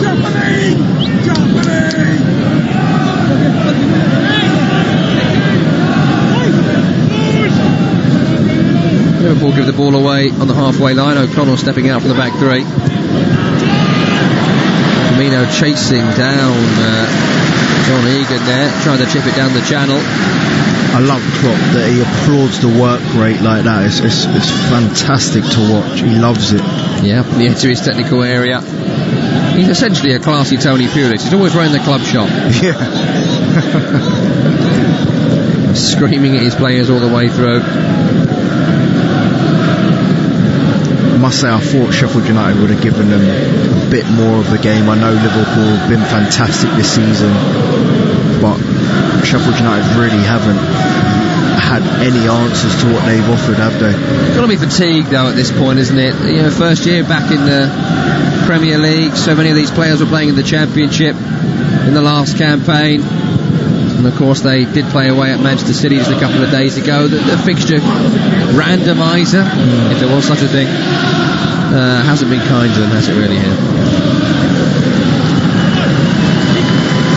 They don't make that many changes as well. We know it was 2 from the last game, but the midfield 3 can't really be replaced with like-for-like quality. It's only really the front 2 they've got any real ability to rotate, isn't it? Yeah. Here are the front 2 trying to combine here with McBurney coming forward. Outright to Lundstrom, who's crossed towards Sharp, is deep. It's over Gomez. Billy Sharp will recover it by the corner flag, knocks it back to Ender Stevens. He's actually gone into the crowd here, Billy Sharp, as he overran trying to keep it in. Pat on the back for a couple of Liverpool fans. His team have since given the ball away. Wijnaldum looks forward to Sadio Mane, poaching the area. Mane. Oh, there's a reverse ball to Wijnaldum, which was never on. But the ball is given straight away by a very tired-looking John Lundstrom. A couple of players there out in white that would love the full-time whistle here. 2-0 loss. Nothing embarrassing. You're probably right. Liverpool literally sapped everything out of them in this game. They've just kept the ball. It's not been the most pleasant watch, but job well done. Yeah, it's at last count 720 passes from Liverpool across the game so far. 74% possession. Walking apart. Norwood wins the ball back here off Firmino, but his pass goes straight to Wijnaldum. Looking tired out there, Norwood. Mane right to Alexander-Arnold. Tries to find Salah. Does get there, Mo Salah, after a deflection off the defender O'Connell. Returns it back to Alexander-Arnold. Sweeping cross is too high for Mane. Covered though by Robertson. Wijnaldum back to go in the area. Little nutmeg to find Mane. Then a 1-2 back to Mane. Shot is saved by the goalkeeper. Lundstrom passes the ball straight to Wijnaldum. Wijnaldum gets away from a couple of tackles, drifting from left to right. Billy Sharp gets the tackle in. Out on their feet, some of these players for Sheffield United. It's almost cruel to make them play this game back to back with the Man City game over Christmas as well. It's horrible, but Liverpool are actually that good. They're a joy to watch. It is literally wave after wave after wave of attack. Control possession.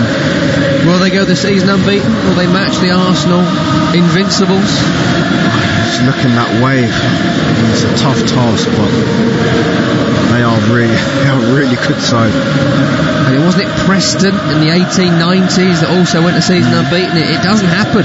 It doesn't happen in this country. Do you think they're as good as that Arsenal side?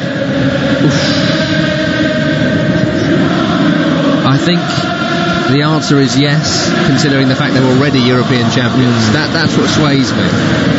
Though I will say that side with Thierry Henry was just frightening. Yeah, frightening is the word. And then again, I'm not sure they ever dominated games in the same way this team do. Cross by Alexander-Arnold here is cleared away. Who would you pick in a one-on-one? See, it's not easy, is it? No, answering the questions. It's not. I apologise. I'm sorry. If only you can make games like that happen. At the moment, someone needs to get to Liverpool's level. Yeah.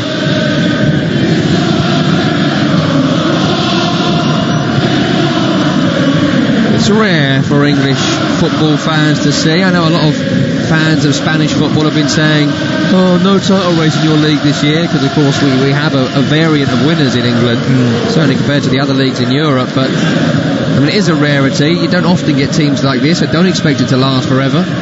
You know, Man City were dominant for a couple of seasons, and they now look way back, so you need to enjoy it while it lasts, because it always falls apart in England. It does. I do think City, this is just a one-off for them. I think Pep's that good that he'll recruit well again, he'll add one or two, and they'll be fine. I think losing, obviously, Laporte and Vincent Kompany, that's massive. I know it's only 2 players, but they were massive last season for them.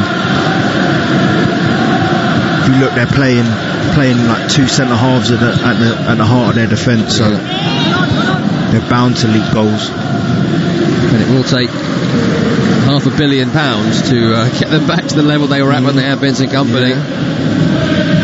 And Liverpool just do not look like ever conceding a goal. It's a rarity being that good going forward and that good being at the back. I mean, the gulf in this game has been vast. It does feel, for the first time watching Sheffield United, that they are a newly promoted team. And that they're out of their depth. Yeah. I mean, we have rightly praised them as Liverpool look to come forward here. It breaks off Firmino and goes for a goal kick as he tried to take on Egan down that side. But we've talked a lot about them, praised them, but again, you've got to keep taking a step back and saying they were in the Championship in May. You know, there's not a great deal you can change in that time. And this is more, I think, what many of us expected from Sheffield United. You know, it's against Liverpool, so it's not an awful thing, but, you know, outclassed by the opposition. It hasn't happened often, but tonight it certainly has. Now, the applause you can hear, by the way, is for Sadio Mane, who is being withdrawn here. It looks like he's fuming to be taken off. He hates coming off, Tony. He's never happy, is he? Getting a warm embrace from Jurgen. Divock Origi on to replace him, and Mane is probably one of those players that we're given a bit of a rest in the FA Cup this coming weekend. Change for Sheffield United as well. Ollie Norwood has come off. Mohamed Besic, former Everton man, of course, replaces him. A smattering of boos, but I'm not sure he's that memorable of an Everton player. At this stage of the game, I don't think the Liverpool fans really care that he's come on either. Of course, it's Everton again for Liverpool in the FA Cup this weekend. It's a game that maybe Jurgen Klopp would have liked to rest a few players for, but in the derby, can you? You probably can. It's always those bragging rights of the city, isn't it? Yeah.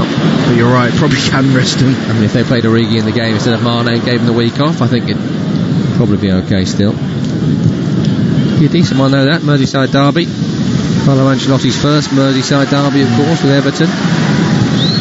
He's done well since going in there, old Carlo. It does make you laugh though, isn't it? They're giving him, I think, if you believe the newspapers, they're giving him a £2 million bonus to keep Everton in the Premier League. Everton were never getting relegated in the Premier League. Wow. A bit of a bad run, certainly, but even with Marco Silva, they were never going to finish 17th, below 17th, were they? It's crazy. His agent's fantastic. Well, he's just got him moved to Everton, so I don't know how fantastic he is. It's got him a few quid out of it, I suppose. Getting a £2 million bonus for a team that aren't getting relegated, I think he's doing alright. It'd be great to see Everton back at the top of the table again, challenging for titles in European football. Of course, made the Champions League under David Moyes over a decade ago now. Still across Stanley Park, of course. The plans have been submitted for the new stadium. If any of you out there have seen the plans and the drawings for the new crowd, it does look fantastic. Doesn't necessarily mean you'll become a better club if you move to a bigger ground. It's a very antiquated, old-fashioned place, Goodison Park, isn't it? Just helps with signings and all the rest of it, revenue.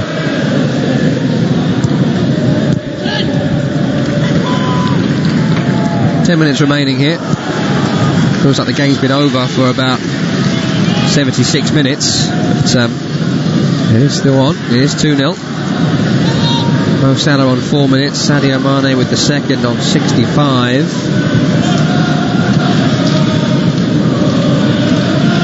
Virgil van Dijk with the ball at feet, midway inside his own half, strides confidently forward. James to his left.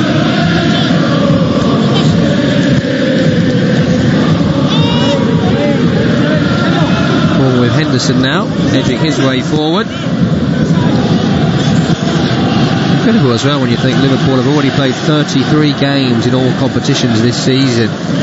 Only Wolverhampton Wanderers with 35 have played more, and they still just look so strong. I mean, there's no weakness to tonight's performance. Look at Joe Gomez there, marauding down the right hand side, winning a corner.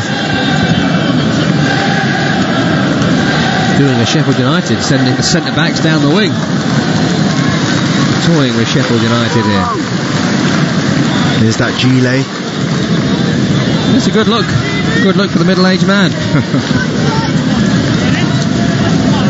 8th corner of the night for Liverpool. Alexander-Arnold's delivery toward the near post. No Origi to turn it home this time. Back to him, Alexander-Arnold. It's a better delivery. It's away by the blade as far as Robertson, whose shot is blocked by the back of Lundstrom. Loops up in the air, could go anywhere. Cleared away. Lovely touch by Billy Sharp to get away from James Milner. Henderson's with him. Wants to be fouled desperately, and Jordan Henderson obliges to bring down Billy Sharp. That was good play there. That's what you want from your centre forward. Maybe if we saw a bit more of that from McGoldrick and Mousset in the first half, could have had a bit more of an impact in the game. That's what they needed. Get them up the pitch, get free kicks, and they can play from there.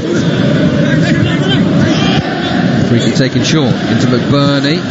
1-2 attempted there. It's overhit from Fleck. McBurney recovers it. Cross comes in. Away by Van Dijk, who just mistimed his header. Goes out for a corner to Sheffield United.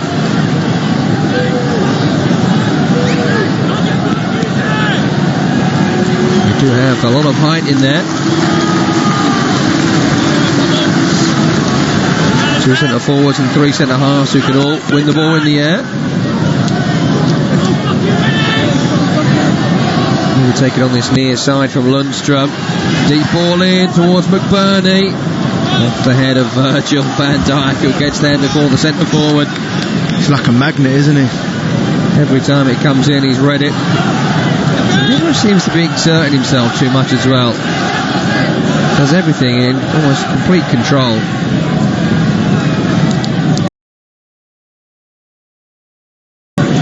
One on the other side now. Toward the near post. It's won by O'Connell, but this time he had to shove Virgil van Dijk in the back to win it. Again, Liverpool want to take the free kick from the offside quickly. Again, the referee, Paul Tierney, stops them from doing so for no real reason, really. It's their free kick. He should be able to just get on with it.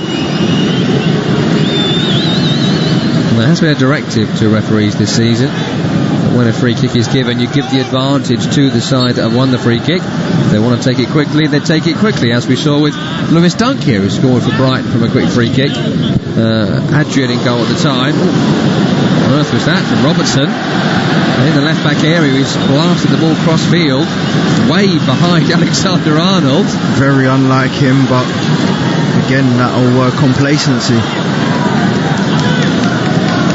Goes out for a throw to be taken by Stevens. Stevens into Fleck.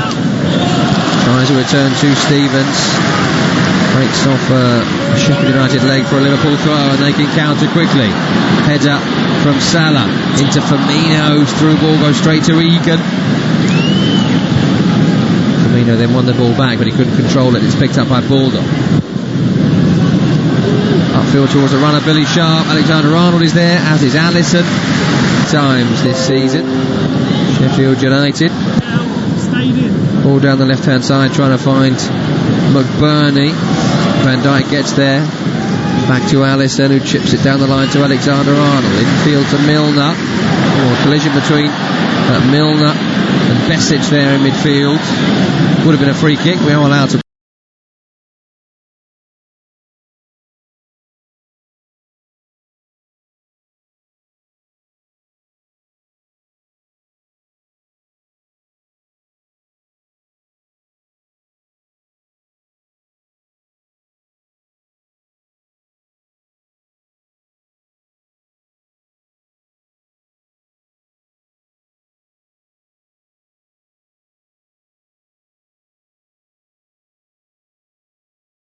tell around Anfield that it's almost like the march towards the title, the party has begun now, and I think every home game might be a bit like this until they start losing, which they're not gonna. Most definitely. It's like they almost go into every game now expecting to win. The expectancy levels have definitely risen. Is this the first game in the 2020 procession to becoming champions? Another easy win for a Liverpool side who simply can't be beat. Henderson goes long to try and find Salah, intercepted by Sheffield United. Blades then give the ball straight back, ball attempted towards the runner Lundstrom from midfield. It goes straight to Gomez, who clears. Good turn by Stevens to get away from the Lana. Confirmed 2 minutes added on at the end of the 90 here. Ball flicked down the left channel to Billy Sharp, who's in the area here. Billy Sharp tries to set up the runner to his right, which was Basham. What a great ball there from Sharp, cleared away by Milner, who's now playing at full back. Henderson then beats McBurney to a loose ball. Alexander-Arnold chips upfield to Salah, helped on to Wijnaldum. Further to Divock Origi, who takes on Egan. He's in the area. Egan's held him up well. Origi turns him inside and out. Crossover's poor, straight to Basham. Goes down on the challenge from Wijnaldum there. Again, Sharp. They do so well getting there. It's just that last little bit, last end product. Change coming up here for Liverpool. Final couple of seconds of this game. And we're going to see the 16-year-old Harvey Elliott replacing Mo Salah for the final 60 seconds or so. Will turn 17 in April, which doesn't even feel close, does it?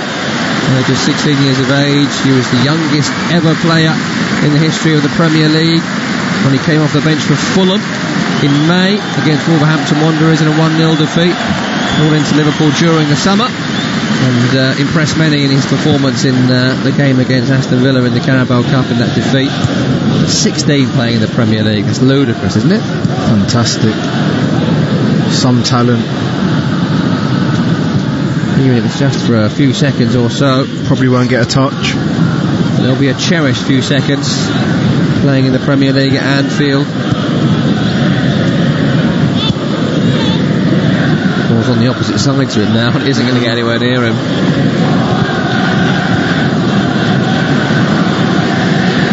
Here is Van Dijk. Sort to go any second now. The game's been over for quite some time. I'm not quite sure we're playing additional time on additional time. There's not really much point. And there we go. There we have it. Sticklers for the right timing, the referees sometimes. It has finished 2-0 to Liverpool. Goals from Salah early in the first half, Mane in the second, and it's about as easy a win in the Premier League I think I've ever seen. I think all I can say about that is complete stroll in the park. Will it be a stroll to the Premier League title for Liverpool? Is 2020 to be their year? Started just like the last one finished, with victory against the newly promoted Sheffield United. Let's get the highlights of it. It finished in the end 2-0 to the Reds. Here's the best of the action. Allowing Robertson in round the back, cross towards Mo Salah.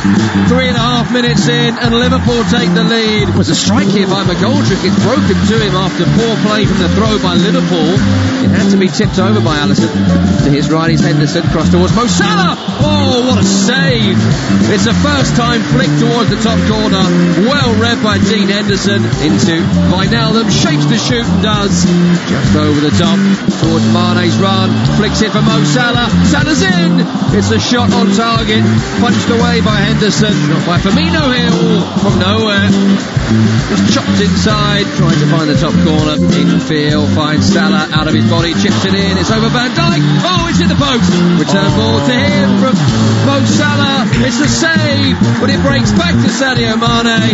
And Mane, open goal, 1 yard out, couldn't miss it. Helped on round the back towards O'Connell. McBurney. Oh, he close range. He's 2 yards out for a tap-in, and McBurney has given it straight back to Allison. That should be 2-1. And there we go, that's all she wrote. 2-0 to Liverpool in the end. The celebrations continue, and it really does have a processional feel about it. It's the first game I've been to at Anfield that I've watched where it didn't even feel close, Jamal. It just felt like it was a group of dads facing their kids, and they didn't want to crush them too badly in case the mums were too upset. It's a great analogy, Tom. But yeah, it almost looked like that Liverpool were the Premier League champions already, and they was playing against a Championship side in Sheffield United. That's how it seemed to me. Sheffield United didn't lay a glove on them until, 86, 87 minutes with McBurney. Should have scored. But apart from that, it was literally men against boys, and they cruised to victory, really. Football fans are naturally pessimistic. At what point do Liverpool supporters start to accept what the rest of us have come to accept, that they are going to win this league? Well, I don't think they want to get too overzealous. Last season they thought that it was theirs, and then obviously they had the big slip, and then going back to Steven Gerrard and Brendan Rodgers days when they thought they was going to run away with it then, and obviously that happened, and so I don't think they want to be too overconfident again. But yeah, I think it's going to take something like an earthquake to stop them. 13 points clear, a game in hand. That game in hand is against West Ham. So that's 3 struggling points. side, so yeah, that's probably 3 points as well, and a lead that could lead to 16 clear of Leicester. Did you see this at the start of the season, that they would... I mean, we knew they were good, we knew they were European champions, but I mean, unbeaten after 20 games, 19 victories in that time as well. The thing is, that Arsenal side we spoke about, so many draws for the Invincibles. This team don't even draw. Yeah, it's nothing short of fantastic what they're doing, and like I said, I'm going to keep on saying it, they are so well drilled. They're just relentless and they're resilient, and to have that combined is something of champions. They don't concede goals, and they score. They look like they're going to score 3, 4, 5 goals every single game, and with their front three, fantastic, and they look so solid as a team.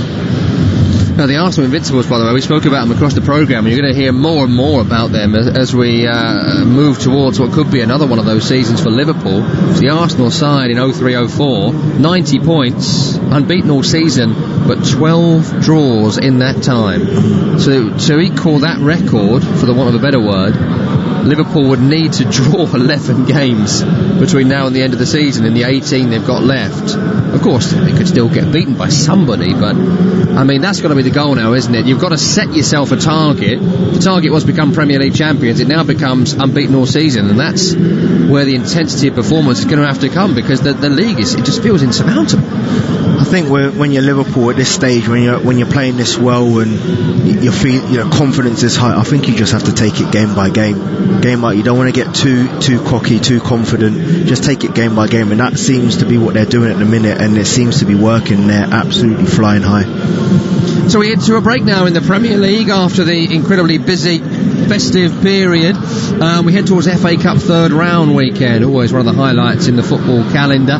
Does need some work, the FA Cup, I think it's fair to say, but there is some brilliant games and potential giant killings, and one that all of us are looking forward to is the Monday night football. It does involve the former Invincibles Arsenal, who take on Leeds United, who find themselves in the midst of a title race in the Championship. We are so likely to get Leeds back in the Premier League, something so many football fans would love to see. Of course, it would mean Marcelo Bielsa managing in the Premier League as well, and that's something the Arsenal boss Mikel Arteta would love to see, and he's looking forward to facing him on Monday Night Football. That's what he gets out of his team, how he makes them fight and run and challenge and compete and never give up in any game under any circumstances. He generates that belief on the player, those demands, and that's what, in my opinion, has been one of the most successful managers. Influential as well, Marcelo Bielsa. There are so many students of his style of management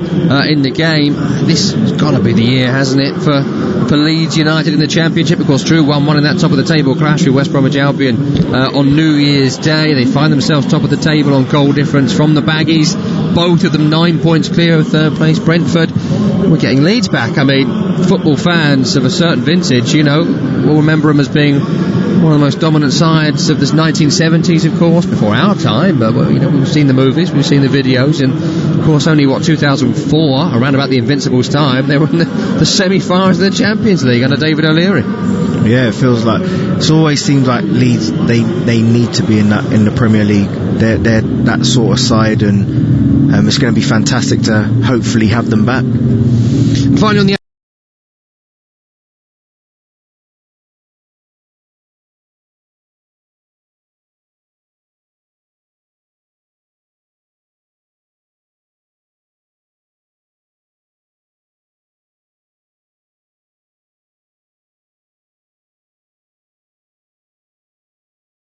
some giant killing, some Championship sides beating Premier League sides, and maybe more than that, aren't we? I hope so. That's the passion of the FA Cup, and that's what makes it exciting. We always want to see giant killings, and hopefully we see them this weekend.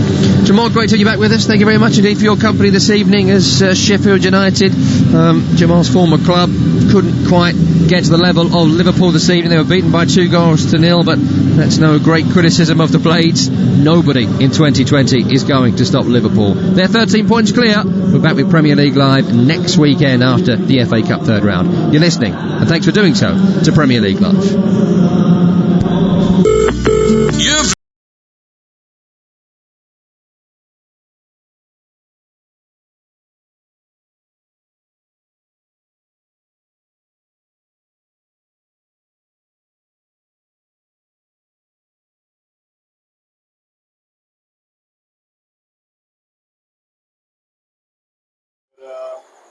couple of days of good preparation, and I think he showed on the pitch good football at times. We were calm, composed, and it's a good victory. It's a good assessment. In control of games, particularly tonight we could see that. Controlled the game from start to finish. Yeah, we did. I still think we can improve. Last 10-15 they had a good chance, so we kind of thought to give teams them chances, so there's still room for improvement, but overall I thought the boys were excellent. The intensity was really good, especially with the amount of games over the Christmas period, like everyone, but we've coped really well, and we need to recover well for the derby on Sunday. And you're adding clean sheets now to the repertoire, which is an important statement as well. Very important, yeah.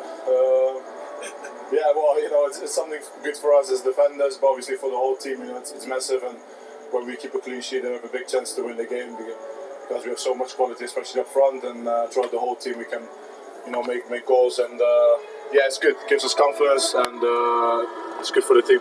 13 games away from the Arsenal Invincibles. A target for you? Not really. I'm not really. I knew you were going to say that. Not really bothered about that. I'm just bothered about the next game, the next challenge, and not look too far ahead, and then see where that takes us come May. Virgil, could you do the honours for me? Jordan is the man of the match. Well-deserved skip.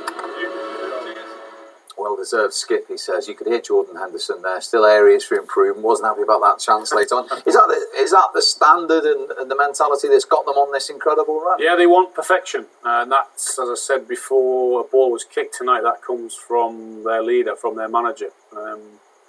And they just did enough tonight. They were very, very good in all areas of the pitch. Didn't give too much away, but when they give that chance,